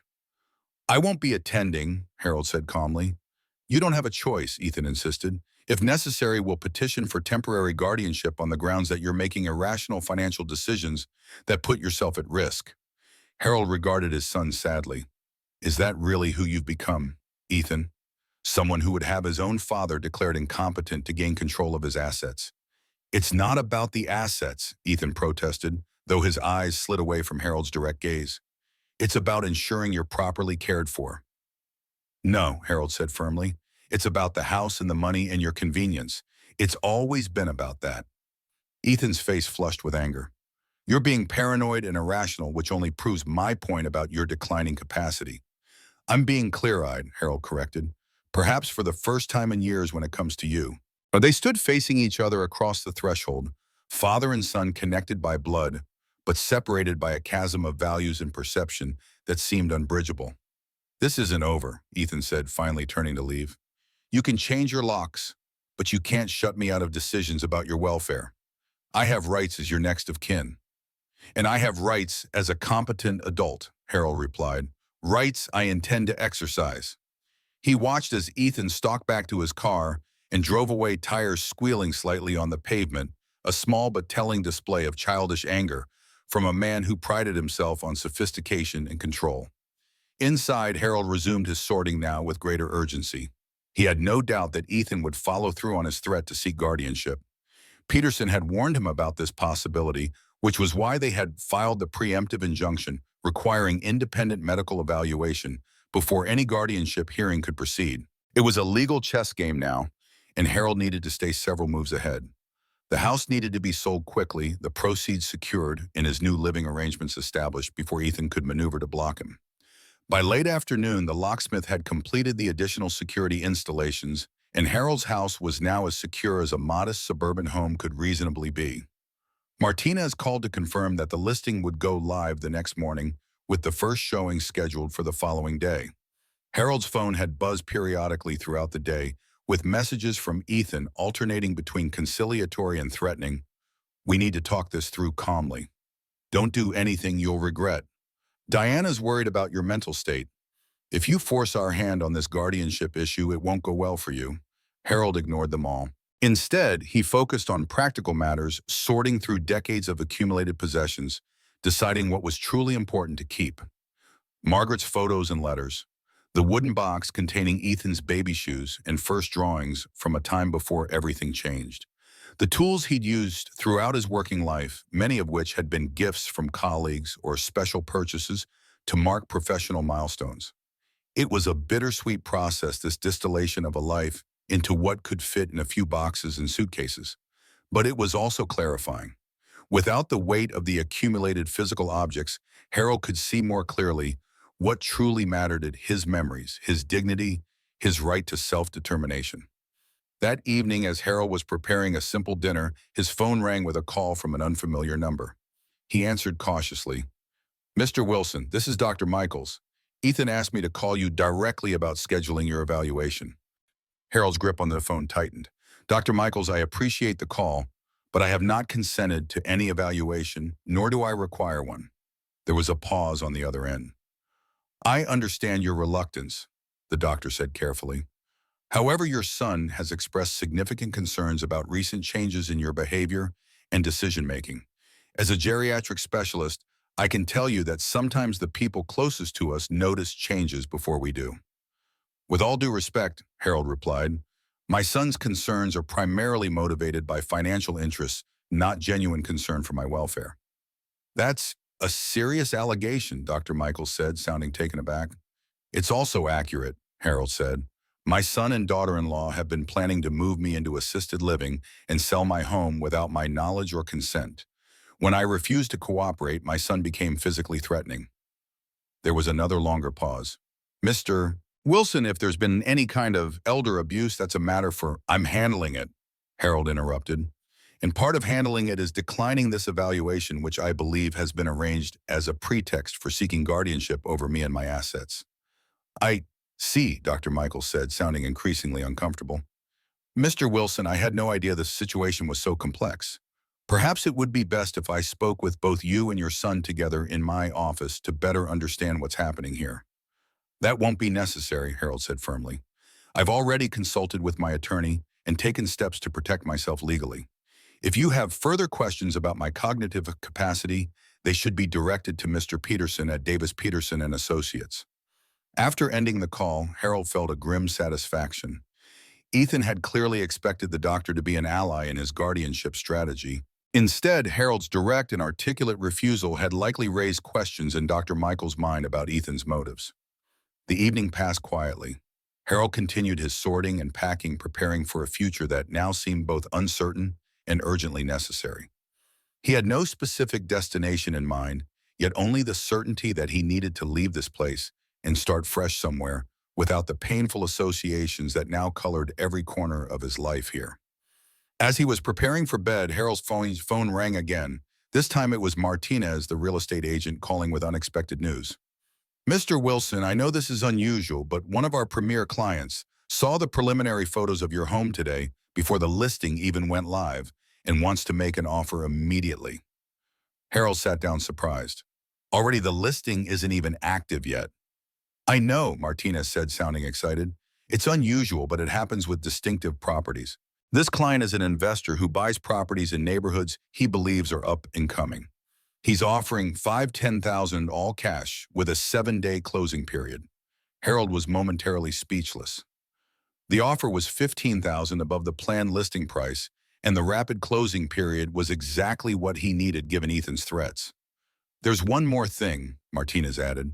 He's willing to let you rent back the house for up to 60 days after closing while you arrange your next living situation. Standard rate would be about $2,500 per month. It was almost too perfect a quick sale at above asking price with the flexibility to stay temporarily while he finalized his plans. Harold asked Martinez to send over the offer documents immediately, which she promised to do. After hanging up, Harold sat at his kitchen table feeling a strange mixture of emotions. Relief that the house would sell quickly and cleanly, sadness at the impending loss of the home he'd loved for so long, and a quiet, steely determination to see this process through to free himself from Ethan's manipulations and start anew on his own terms. The following morning, Peterson arrived early to review the purchase offer with Harold. It's a solid offer, the lawyer confirmed after examining the documents. The buyer appears legitimate, the terms are favorable, and the quick closing works in your favor given the circumstances. Harold signed the acceptance documents, feeling both a weight lifting and a new heaviness settling in his chest. This house had been his anchor for 40 years. Selling it was necessary, but not without emotional cost. What about the proceeds? Harold asked. I'm concerned about keeping them secure given Ethan's threats. Peterson nodded, understanding. I've arranged for the funds to be transferred directly to a new account at Boston Trust Bank, one that Ethan has no knowledge of or access to. Once the sale closes, we can discuss longer-term strategies for protecting your assets. As Peterson was leaving, he paused at the door. Harold, have you thought about where you'll go after the sale? Ethan knows this address, and if he's serious about pursuing guardianship, he'll need to locate you to serve papers. Harold nodded. I'm working on it. I have some ideas. In truth, he had been thinking about it constantly. He needed somewhere far enough away that Ethan couldn't easily find him, but comfortable enough for him to start a new chapter. Somewhere without painful associations, where he could be anonymous and peaceful. After Peterson left, Harold sat at his computer researching options. He had always been drawn to the coast, to the rhythm of the tides and the expansive horizon. Margaret had loved the ocean too. They had always talked about retiring to a small coastal town, maybe in New England or down in the Carolinas. Perhaps it was time to fulfill that old dream, even if he would be doing it alone. Harold was deep in his research when his phone rang. It was Martinez again, sounding apologetic. Mr. Wilson, I'm calling because there's been a situation. Ethan Wilson just showed up at our office demanding to know if you've listed your house for sale. He was quite agitated. Harold's stomach tightened. What did you tell him? Nothing specific, Martinez assured him. Client confidentiality is something we take very seriously, but he was insistent. He claimed to have power of attorney for you and demanded to see any contracts you might have signed. He doesn't have power of attorney, Harold said firmly. I revoked it yesterday. That's what I suspected, Martinez said. That's why I refused to provide any information. But he threatened to return with documentation and legal representation. I wanted to warn you. Harold thanked her for the call and her discretion. After hanging up, he sat motionless for several minutes considering the implications. Ethan was moving faster and more aggressively than anticipated. The guardianship threat wasn't idle talk. He was actively trying to gain control of Harold's affairs. This realization spurred Harold to action. He needed to accelerate his own plans. The house sale was proceeding, but he needed to secure his personal items and important documents immediately in case Ethan attempted something more direct. Harold spent the afternoon gathering essential papers, photographs, and irreplaceable mementos. He packed them carefully into 2 large suitcases, which he then loaded into his truck. He wasn't leaving yet, but he wanted to be ready to go at a moment's notice if necessary. As evening approached, Harold was in his workshop, carefully wrapping his most cherished tools in old towels for protection, when he heard a car pull into his driveway. Looking out the window, he saw not Ethan's BMW, but a police cruiser. 2 officers approached his front door and rang the bell. Harold met them there, a sense of foreboding settling over him. Mr. Harold Wilson, one of the officers asked. Yes, that's me. Sir, we're here on a welfare check. Your son contacted the department with concerns about your mental health and decision-making capacity. He believes you may be a danger to yourself. Harold felt a cold anger spreading through him. This was Ethan's new tactic, using the police to gain access and potentially support for his guardianship claim. I'm perfectly fine, as you can see, Harold said calmly. My son and I are having a disagreement about my living arrangements and financial decisions. He wants a control of my house and assets. I prefer to maintain my independence. The officers exchanged glances. Sir, we're required to follow up on these calls. Would you mind if we came in briefly to confirm that everything is in order? Not at all, Harold said, stepping back to admit them. I have nothing to hide. The officers conducted a cursory inspection of the house, noting the orderliness and maintenance. They asked Harold a series of standard questions about his orientation to time and place, his medications, his daily routines. Harold answered everything clearly and coherently. Everything seems to be in order, Mr. Wilson, the lead officer said finally. I apologize for the intrusion. No apology necessary, Harold assured them. You're doing your job. But I would like to document this visit and your findings if that's possible. My son has threatened to seek guardianship over me, and I'm concerned he'll use false claims of incapacity as justification. The officers looked uncomfortable, but agreed to provide Harold with a business card and incident number for the call. It wasn't a formal declaration of his competence, but it was another piece of evidence for Peterson to use if needed. After the police left, Harold called Peterson to update him on this latest development. The lawyer was concerned but not surprised. It's a common tactic, Peterson explained, using welfare checks to create a paper trail suggesting instability or risk. But it sounds like you handled it well. The officer's report should actually help our case, not hurt it. What's next? Harold asked. What else should I be prepared for? Peterson sighed heavily. If he's escalating to involving the police, he's likely to move forward with the guardianship petition soon. Have you thought more about where you'll go after the sale? Yes, Harold said. I've been researching coastal towns in the North Carolina, quiet places where I might start fresh. Good. Peterson approved. Once the sale closes and funds are secured, I'd recommend moving quickly. Change your phone number, use a P.O. box for mail, and be selective about who knows your new address. It's not about hiding permanently, it's about giving yourself breathing room until the legal issues are resolved. After hanging up, Harold returned to his packing with renewed urgency. The confrontation was escalating faster than he'd anticipated, with Ethan using increasingly aggressive tactics. The house sale couldn't close quickly enough. That night, as Harold lay in bed, he found his thoughts drifting to Margaret. What would she think of what was happening, of what their son had become, of the drastic steps Harold was now taking? I tried, Maggie, he whispered to the darkness. I tried to be patient, to make excuses for him, to preserve the relationship, but I can't let him take my dignity along with everything else. The silence held no answers, but Harold felt a sense of peace nonetheless. He was doing what was necessary to protect himself, not out of anger or a desire for revenge, but out of self-respect and the simple human right to determine his own path. The following day brought another development. The buyer of Harold's house had completed their inspection ahead of schedule and was satisfied with the condition of the property. The closing date was confirmed for exactly 1 week later. Martinez called with the news, sounding relieved. Everything's proceeding smoothly, Mr. Wilson. The buyer is highly motivated and has all financing in place. Barring any unforeseen complications, you'll have the funds in your account next Thursday. Harold thanked her for the update, feeling a mixture of relief and sadness. 1 week from now, he would no longer own the house he'd lived in for most of his adult life. The house where he'd raised Ethan, where he'd cared for Margaret in her final days, where he'd built a modest but dignified life with his own 2 hands. But the house was just walls and a roof. The memories would remain his regardless of whose name was on the deed. And his dignity, the thing Ethan had tried to strip from him with calculated manipulation, and that shocking act of public humiliation, that was something no one could take unless he surrendered it willingly. And Harold Wilson had no intention of surrendering anything ever again. The morning of the closing arrived under a pale gray sky, the kind that seemed to hover between seasons. Harold rose early, dressed carefully in his good suit, and sat at the kitchen table with a cup of coffee, looking around the room that had been the heart of his home for 40 years. The house felt different now, partially packed with spaces where familiar objects had been for decades. The family photos had been carefully wrapped and placed in a box, along with Margaret's china and the hand-carved wooden bowl that had held fruit on the counter since 1987. The rooms echoed slightly, the emptying spaces creating an acoustic hollowness that mirrored the emotional transition Harold was experiencing. This wasn't just a real estate transaction.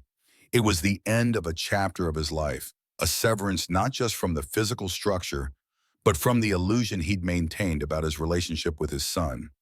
Peterson had arranged for the closing to occur at his office rather than the standard title company, offering Harold additional privacy and security given the circumstances. They had not informed Ethan of the sale, nor were they legally required to. The deed was solely in Harold's name, and he had full authority to sell without consultation or approval from his son. Still, Harold was prepared for potential complications. Ethan had made several increasingly frantic attempts to contact him over the past week, calls, texts, even a certified letter demanding Harold cease any erratic financial decisions pending a medical evaluation. The letter had gone unanswered, the calls unreturned. Harold had nothing left to say to the man who had spat in his face. At precisely 9 o'clock, Harold locked his front door and walked to his truck. The morning was quiet, the neighborhood still, with most residents already gone to work. He took a final look at the house, the porch where he'd taught Ethan to tie his shoes, the oak tree they'd planted together when Margaret died, the workshop window where he'd spent countless hours creating things with his hands. Then he started the engine and drove away, not allowing himself to look back again. Peterson's office was in a renovated Victorian on the edge of downtown, its dark wood and beveled glass speaking of tradition and stability. Harold was shown immediately to the conference room where the buyer's attorney, the closing agent, and Martinez were already waiting. Mr. Wilson, Martinez greeted him warmly. Everything is in order, Mr. Takahashi couldn't be here personally, but his attorney has full authorization to proceed. The buyer's attorney, a precise woman in her 50s named Eleanor Grant, nodded professionally. My client is very pleased with the property and appreciates the expedited timeline. The funds have been wired to the escrow account and are ready for disbursement upon completion of the paperwork. The closing proceeded smoothly, a methodical procession of signatures and notarizations. Harold signed each document with careful deliberation, watching as page by page his ownership of the house transferred to someone else. There was a strange relief in it, a weight lifting, even as a new heaviness settled in his chest. "Congratulations, Mr. Wilson," the closing agent said when the final document was signed. "The sale is complete. The funds will be transferred to your new account at Boston Trust by end of business today." Peterson, who had been observing quietly from the corner, stepped forward. "I've arranged for immediate confirmation of the transfer. We should receive notification within the hour." Harold thanked everyone, shook hands with Grant, and followed Peterson back to his private office. Only when the door closed behind them did he allow himself to exhale fully, the tension of the past week momentarily released. "It's done," he said simply. Peterson nodded, pouring 2 cups of coffee from a carafe on his credenza. "It is, and just in time, from what I understand. My office received a call yesterday from an attorney named James Brennan, inquiring about your legal representation and hinting at an upcoming guardianship petition." Harold accepted the coffee with a grimace. "Ethan's moving quickly." "Quickly but not wisely," Peterson observed. "A guardianship petition requires substantial evidence of incapacity, which he doesn't have. The police report from the welfare check actually works in your favor. It documents you as oriented, organized, and articulate." "Still, I'd prefer to be gone before any papers can be served," Harold said. "Have you heard anything from the bank?" Peterson checked his email, then nodded with satisfaction. "Just came through. The funds, 507,450, after closing costs, have been successfully transferred to your new account. The rental back agreement has also been executed, giving you 60 days of occupancy at $1,200 per month, which has already been deducted from the proceeds." "Good," Harold said, feeling another increment of tension release. The money was secure beyond Ethan's reach, and he had 2 months to finalize his relocation plans if needed, though he intended to move much sooner. "What's your next step?" Peterson asked. Harold sipped his coffee thoughtfully. "I'll be leaving town for a while. I've made arrangements for a short-term rental in Cape May, New Jersey, while I explore more permanent options along the coast." "Cape May is a good choice," Peterson approved. "Far enough away to provide separation, but not so remote that you'll lack necessary services. When do you plan to depart?" "Tomorrow morning," Harold said. "I've packed what matters most. The rest can be shipped once I have a permanent address or donated if I decide to start fresh." Peterson made a note in his file. "And your contact information, I'll need a way to reach you regarding any legal developments." Harold provided his new cell phone number. He'd changed carriers the day before, and the address of the property management company handling his rental in Cape May. "I'll be staying in one of their cottages near the beach. They've agreed to hold any mail or deliveries for me." "Excellent," Peterson said, closing his file. "Just one more thing. This arrived for you yesterday." He handed Harold a thick envelope. "It's the updated will you requested, removing Ethan as both beneficiary and executor. As discussed, your estate will now be divided between your grandchildren when they reach age 25, with a small provision for the veterans organization you mentioned." Harold accepted the envelope, feeling a profound sadness. Removing Ethan from his will felt like the final acknowledgement that their relationship was irreparably broken. Not because Harold was vindictive, but because trust had been so fundamentally violated that it couldn't be restored. "I'll review and sign it before I leave town," he promised, tucking the envelope into his jacket pocket. As Harold prepared to depart, Peterson offered one final piece of advice. "Harold, I know you're hurt and disappointed, and rightfully so, but don't let this situation consume you. You've taken the necessary steps to protect yourself. Now focus on building a new chapter that brings you peace." Harold nodded, grateful for the counsel. "That's the plan. Not revenge, just release." Outside, the gray sky had begun to clear, patches of blue appearing between the clouds. Harold drove not to his former house. He couldn't think of it as home anymore, but to the small, extended-stay hotel where he'd reserved a room for the night. He'd moved his essential belongings there the previous day, not wanting to spend his final night in the house that now belonged to someone else. The hotel was unremarkable but clean, the room anonymous in the way of all such temporary accommodations. Harold hung his suit carefully in the closet and changed into more comfortable clothes. He had one more task to complete before he could truly begin his journey forward. From his briefcase, Harold removed a manila envelope containing several documents.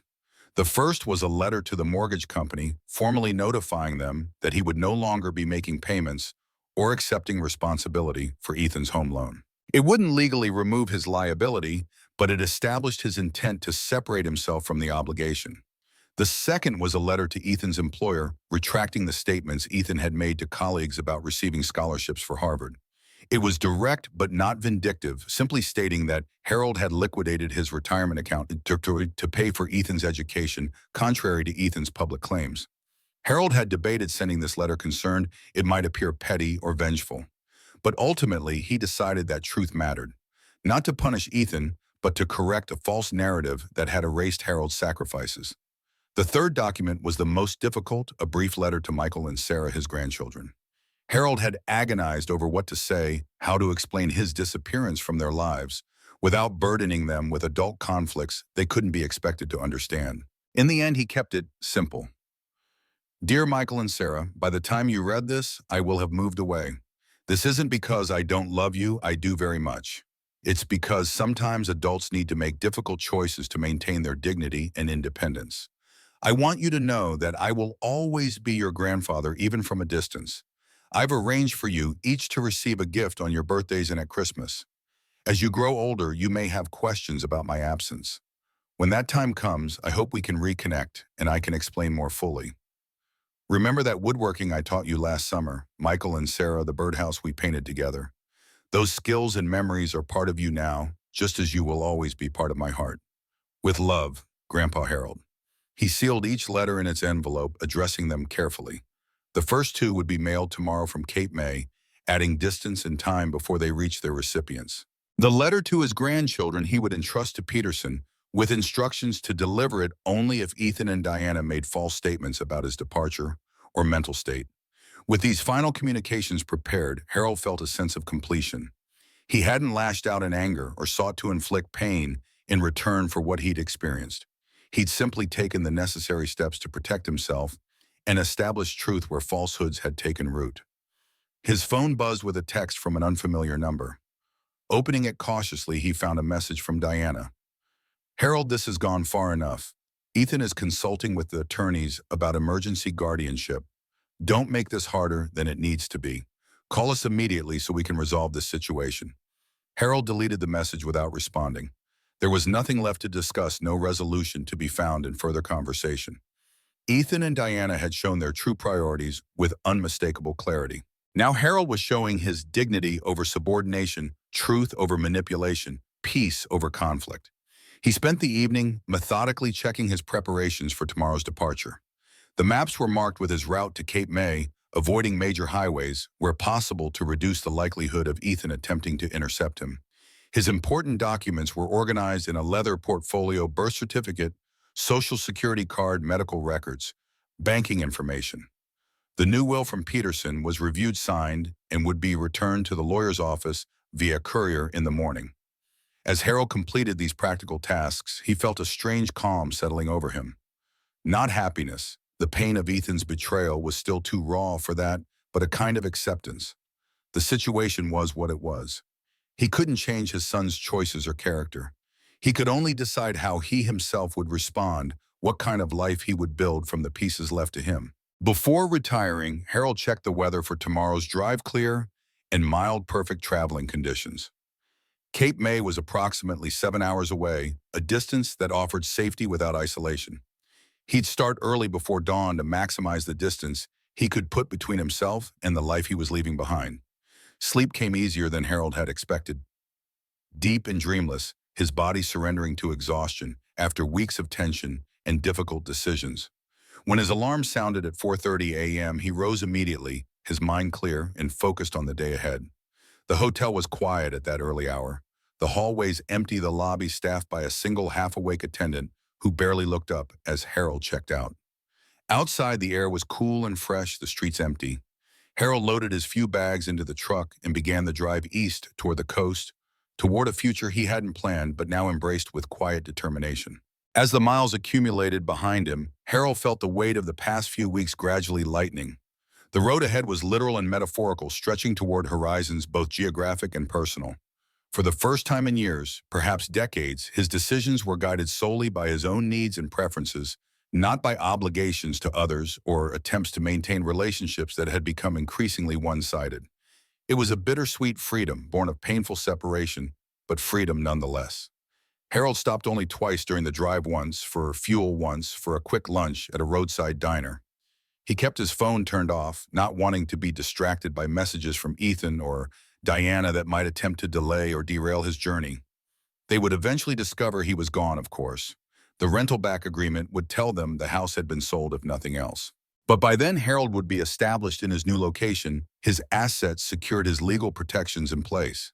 Cape May welcomed him with golden afternoon light, illuminating its Victorian architecture and tree-lined streets. The property management office was easy to find, a small building near the beach with a weathered sign and friendly staff. The manager, a woman named Barbara with salt and pepper hair and a no-nonsense manner, handed over the keys to his rental cottage with minimal paperwork. "It's the blue one at the end of Seaview Lane," she explained, marking a map for him. 2 bedrooms, fully furnished, private path to the beach. The off-season rate includes utilities and basic cable. Anything else you need, just call the office. "Thank you," Harold said, appreciating her efficiency. "Is there a secure way to receive mail or packages here?" "Anything delivered to our office address with your name and cottage number will be held safely," Barbara assured him. "We're staffed year-round, even in winter." The cottage was exactly as described, modest but comfortable, with simple furniture and large windows that welcomed the late afternoon light. The ocean was visible from the small deck, a constant presence just beyond the dunes. Harold stood for a long moment, listening to the rhythm of the waves, feeling the salt air on his face. Margaret would have loved this place, he thought. They had always talked about retiring near the ocean. He unpacked methodically, arranging his few possessions in the unfamiliar space. Clothes in the bedroom dresser, important documents in the desk drawer. Margaret's photo on the bedside table where he could see her face first thing each morning. When everything was in its place, Harold walked down the private path to the beach. It was nearly deserted at this hour in season, just a few locals walking dogs or collecting shells along the water's edge. He removed his shoes and let his feet sink into the cool sand, the tactile sensation grounding him in the present moment. The vastness of the ocean stretched before him, endless and unchanging, yet constantly in motion. It struck Harold as an apt metaphor for this phase of his life, a fundamental stability beneath the surface turmoil, a permanence that transcended temporary disruptions. He walked until the sun began to set, casting long shadows across the beach and painting the water with streaks of gold and crimson. Only then did he return to the cottage, muscles pleasantly tired from the day's journey and the long walk. He prepared a simple dinner from groceries Barbara had thoughtfully stocked in the refrigerator, then settled on the deck with a cup of tea, watching as the last light faded from the sky and stars began to appear. In that quiet moment, Harold allowed himself to fully acknowledge what had happened and what he had done in response. He had left behind the house where he'd lived most of his adult life. He had severed financial and legal ties with his only son. He had started over at 68 in age, when most people were settling into familiar routines and established relationships. It wasn't what he had imagined for his later years, but then he hadn't imagined his son would become someone capable of such calculated disrespect and manipulation. He hadn't imagined being treated as an asset to be managed rather than a person to be cherished. The night air grew chilly, and Harold moved inside, closing the door on the darkness. Tomorrow would bring practical matters, setting up local bank access, finding a doctor, exploring his new temporary home. But tonight was for reflection, for acknowledging the ending of one chapter and the tentative beginning of another. Harold turned on his phone for the first time since leaving the hotel that morning. As expected, there were multiple missed calls and messages from both Ethan and Diana, their tone evolving from irritation to concern to barely veiled threats. The final message, received just 2 hours ago, was the most revealing. "Dad, the property management company says you've sold the house. What the hell are you thinking? That house is my inheritance, my children's legacy. You had no right to sell it without consulting me. I'm meeting with attorneys tomorrow. This isn't over." Harold read the message twice, noting the revealing focus on the property rather than Harold's welfare or whereabouts. Not, where are you? Are you safe? But how dare you sell what I considered mine? It confirmed yet again that he had made the right decision, painful though it was. He deleted all the messages without responding, then sent a brief email to Peterson updating him on his safe arrival in Cape May. There was nothing more to be said to Ethan. No explanation or justification that would bridge the fundamental disconnect in their values and perspectives. The following week established a new routine for Harold. Mornings began with coffee on the deck, watching the sunrise over the Atlantic. Then a walk on the beach, gradually extending his range as he explored the shoreline in both directions. Afternoons were for practical matters. He opened an account at the local bank branch, registered with a medical practice recommended by Barbara, and found a small workshop space he could rent by the month to continue his woodworking. The town embraced him with the casual friendliness of a place accustomed to newcomers. Harold introduced himself simply as Harold, recently retired from Massachusetts, offering no further details about his circumstances. People respected his privacy while welcoming him to community events and local gatherings. At the workshop, Harold began a new project, a chess set similar to the one he'd made for Michael, but with pieces inspired by the sea.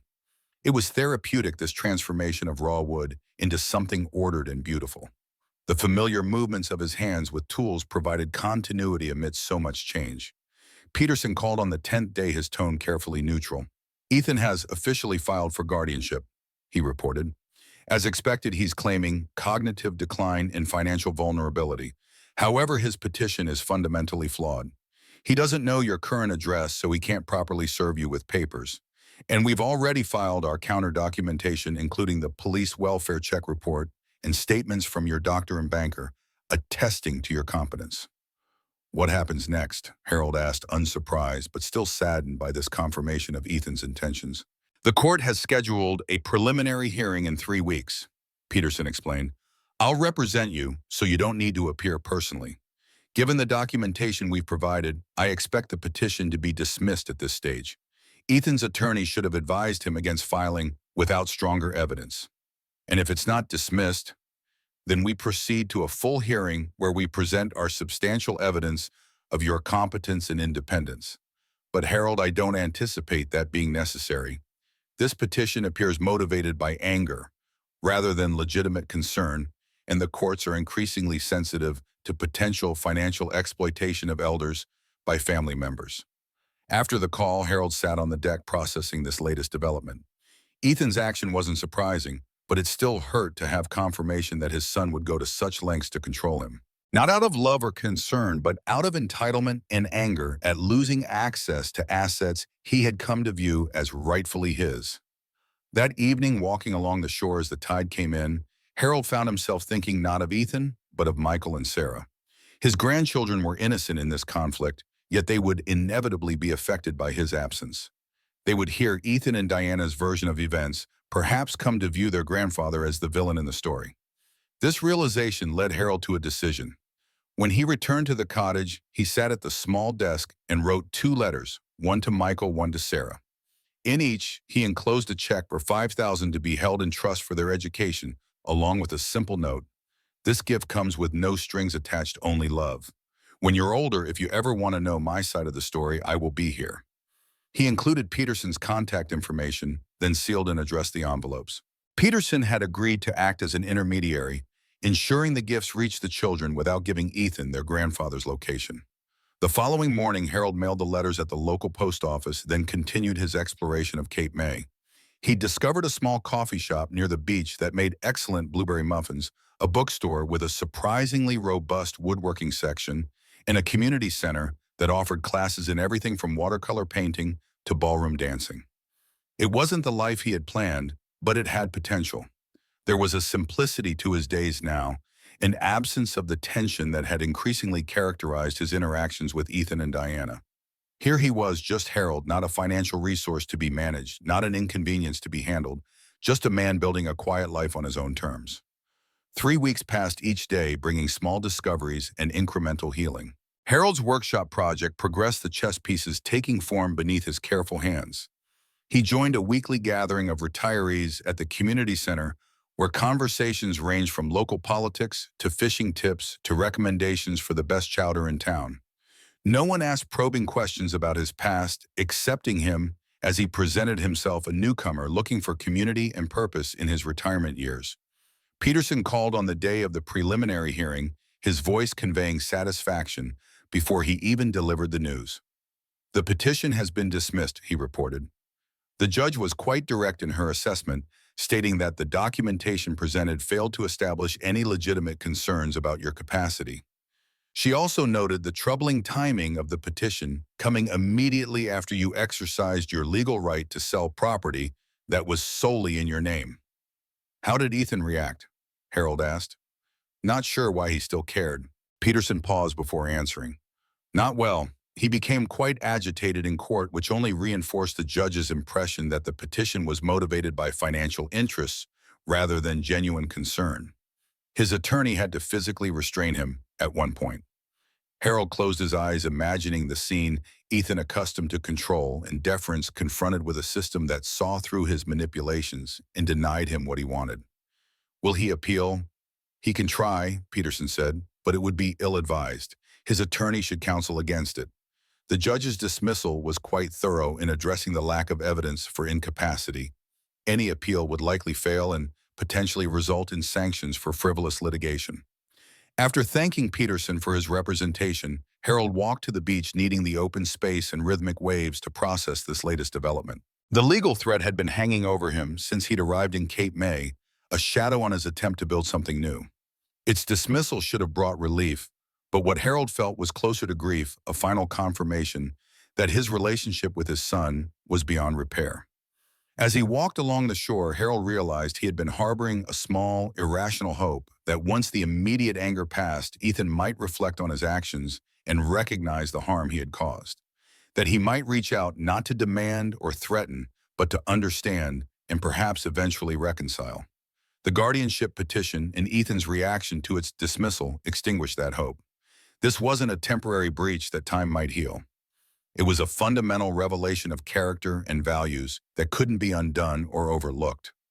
The sun was setting as Harold made his way back to the cottage, casting long shadows across the sand. Inside, he made a simple dinner, then sat at the desk with a notepad making lists and calculations. His 2-month rental would be ending soon. It was time to decide return to Massachusetts and the conflict waiting there, or make a more permanent move to this coastal community that had begun to feel like a potential home. The financial aspects were straightforward. The proceeds from the house sale, combined with his pension and modest investments, provided sufficient resources for him to live comfortably in Cape May or similar communities. Housing costs would be his largest expense, but even there he had options: continuing to rent, purchasing a small condo, perhaps even buying another modest house if he chose to put down more permanent roots. The emotional calculus was more complex. Staying meant accepting the distance from his grandchildren, potentially for years or forever. It meant building a new support network from scratch at an age when many people were relying on long-established relationships. It meant, in some sense, conceding that Ethan had driven him away from his home and community. Yet returning seemed equally problematic. The legal threat might be temporarily neutralized, but the underlying conflict remained. Ethan had demonstrated his willingness to use any means necessary to control Harold's decisions and access his assets. Proximity would only make further confrontations more likely.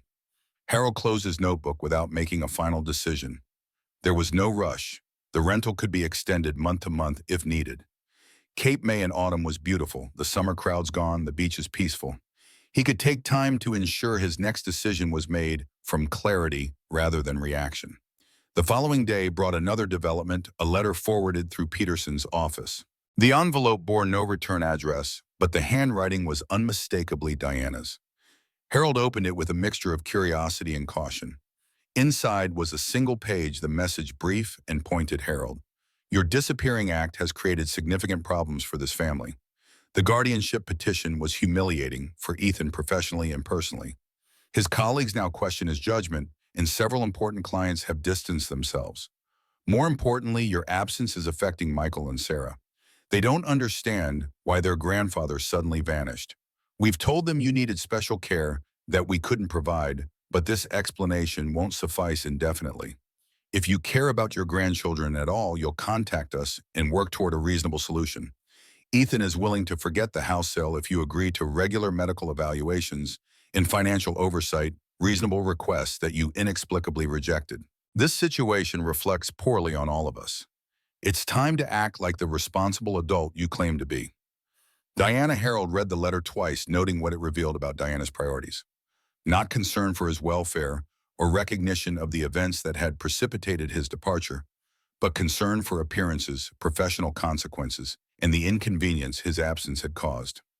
Even the mention of the grandchildren felt manipulative, a lever being pulled rather than a genuine worry about their emotional well-being. And the solution offered was telling Ethan would forgive Harold for exercising his legal right to sell his own property if Harold would submit to the very control he had left to escape. It wasn't an olive branch, it was another attempt at manipulation, cloaked in concern for the grandchildren. Harold placed the letter in his desk drawer without responding. Diana's message only confirmed that nothing fundamental had changed. The same dynamics that had driven him away remained in place, perhaps even intensified by Ethan's legal defeat and its consequences. As for Michael and Sarah, the story Diana and Ethan had told them was both cruel and calculated, presenting Harold's absence as the result of incapacity rather than a response to mistreatment. It painted him as someone to be pitied rather than respected, reinforcing the narrative that had been building for years. But Harold couldn't control the stories they told or the perspective they offered the children. He could only remain consistent in his own actions and communications, maintaining the door for future contact when Michael and Sarah were old enough to form their own judgments. The weeks turned to months, autumn giving way to winter along the Jersey shore. Harold extended his rental through the winter, finding unexpected beauty in the deserted beaches and dramatic storms that rolled in from the Atlantic. He joined a woodworking club that met weekly at the community center, sharing techniques and projects with others who understood the satisfaction of creating with one's hands. Peterson called periodically with updates. Ethan had not appealed the dismissal of the guardianship petition, likely on the advice of his attorney. He had, however, attempted to gain access to Harold's new bank accounts, claiming he still held power of attorney. The attempt was unsuccessful as the revocation had been properly filed and distributed to all relevant financial institutions. "He seems to be running out of legal avenues," Peterson observed during one call, "which is for the best. These unsuccessful attempts are creating a documented pattern that could potentially support a harassment claim if things escalate further." Harold doubted it would come to that. Ethan was many things, but he wasn't stupid. He would eventually recognize the futility of legal maneuvers and focus on damage control in his professional and social circles. As Christmas approached, Harold faced the emotional weight of his first major holiday alone since Margaret's death. In previous years, even as the relationship with Ethan and Diana deteriorated, he had still been included in family celebrations, seated at the far end of the table perhaps. But present, this year would be different. There would be no pretense of family unity, no carefully wrapped gifts for the grandchildren, no strained conversation over turkey and stuffing. Just Harold alone in his cottage by the sea. Rather than dwelling on what was lost, Harold decided to focus on creating something meaningful from his current circumstances. He joined a community service group organizing Christmas dinners for isolated seniors, finding purpose in helping others who, like himself, were separated from family during the holidays. He also worked diligently to complete special gifts for Michael and Sarah, a detailed model sailboat for his grandson, a jewelry box with intricate inlay work for his granddaughter. These he sent through Peterson, along with cards expressing his continuing love and the hope that someday, when they were older, they might reconnect. The Christmas Day community dinner was a surprisingly joyful event, bringing together a diverse group of people who, for various reasons, found themselves alone during the holidays. Harold helped serve food, engaged in conversations with people whose stories often echoed aspects of his own, and even played a few carols on the upright piano in the corner, a skill he hadn't practiced in years. When he returned to the cottage that evening, he found an unexpected package had been delivered to the property management office. It was small, wrapped in simple brown paper with no return address. Inside was a handmade card featuring a somewhat clumsy drawing of a chess piece and the message, "Merry Christmas, Grandpa," in childish handwriting. Michael's Harold thought, recognizing the style from birthday cards in previous years. Accompanying the card was a small, smooth stone, painted to resemble the knight chess piece Harold had carved for Michael's set. It was clearly the work of a child, the paint slightly smudged, the proportions imperfect. But to Harold, it was more valuable than any commercially produced gift could have been. How had Michael managed to send this? Had Diana helped showing an unexpected moment of empathy? Or had the boy somehow arranged it himself, perhaps with the assistance of a school friend or teacher? Harold would probably never know. But the gift itself was enough tangible evidence that he had not been forgotten, that the bonds of family persisted despite the conflict with Ethan. Harold placed the painted stone carefully on his bedside table next to Margaret's photo. Then, for the first time since leaving his home in Massachusetts, he allowed himself to weep not from anger or hurt, but from the bittersweet recognition that love could endure even across the barriers of distance, conflict, and miscommunication. The winter passed, slowly marked by storms that battered the coast and quiet days when Harold walked the empty beaches collecting shells and watching seabirds navigate the wind. He began to feel less like a visitor and more like a resident of Cape May, recognized at the coffee shop, greeted by name at the hardware store, included in the small, daily interactions that formed the fabric of community. As spring approached, Harold faced the decision he had been postponing, whether to make Cape May his permanent home or to continue searching for the right place to settle. The cottage rental had served its purpose as a temporary refuge, but it wasn't a long-term solution.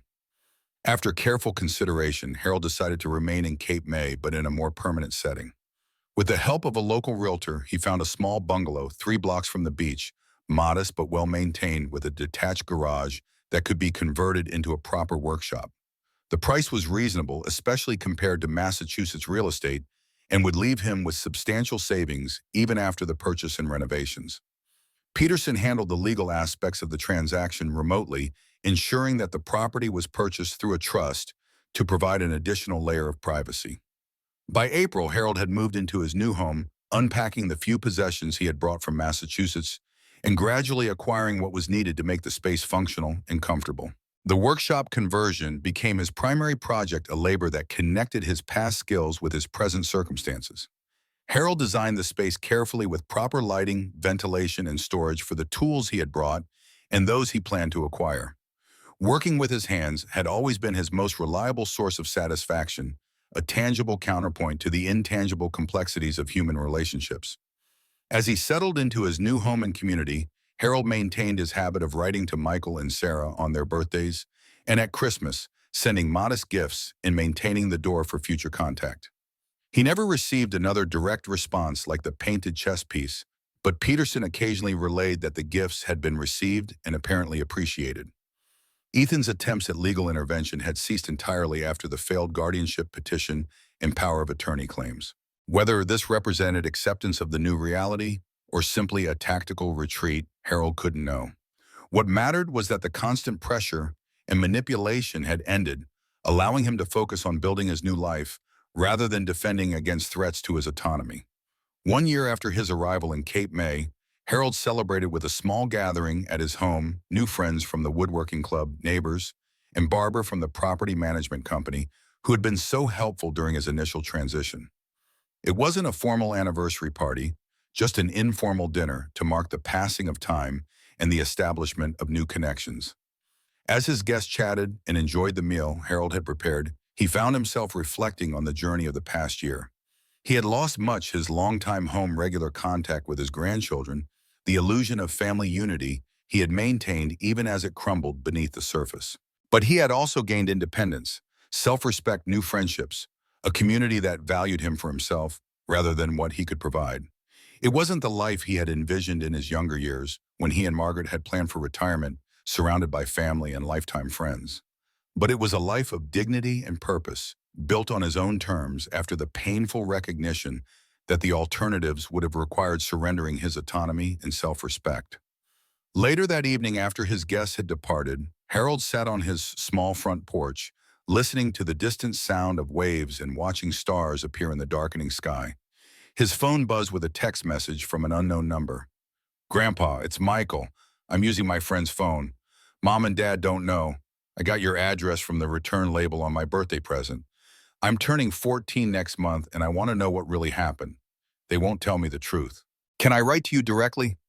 Harold read the message several times, his heart racing with unexpected emotion. After a moment's consideration, he replied, "Michael, I'm so glad to hear from you. Yes, you can write to me directly. Here's my address. Whatever questions you have, I'll answer them honestly. I've missed you very much." As he sent the reply, Harold felt something shift within him, not a dramatic transformation, but a quiet opening, a small light appearing where there had been only shadow. Michael's reaching out represented possibility, not of reconciliation with Ethan perhaps, but of maintaining connection with the next generation, despite the breach that had occurred. It wasn't resolution or restoration of what had been lost, but it was something equally valuable, the beginning of something new built on truth, rather than obligation or manipulation. A relationship based on mutual choice rather than circumstance or expectation. Harold sat on the porch until the night air grew cool, watching the stars and listening to the rhythm of the distant waves. The path forward wasn't entirely clear, but it was his to walk one step at a time, with dignity intact and hope renewed. In the quiet darkness, Harold whispered words meant for himself alone. "I didn't just survive what happened, Margaret. I found my way forward. Not in anger, not in bitterness, but in truth and self-respect. And maybe, just maybe, in connection that can be rebuilt on better foundations." The ocean breeze carried his words away, but their meaning remained settling into his heart, like a promise kept, a journey completed, a new chapter begun.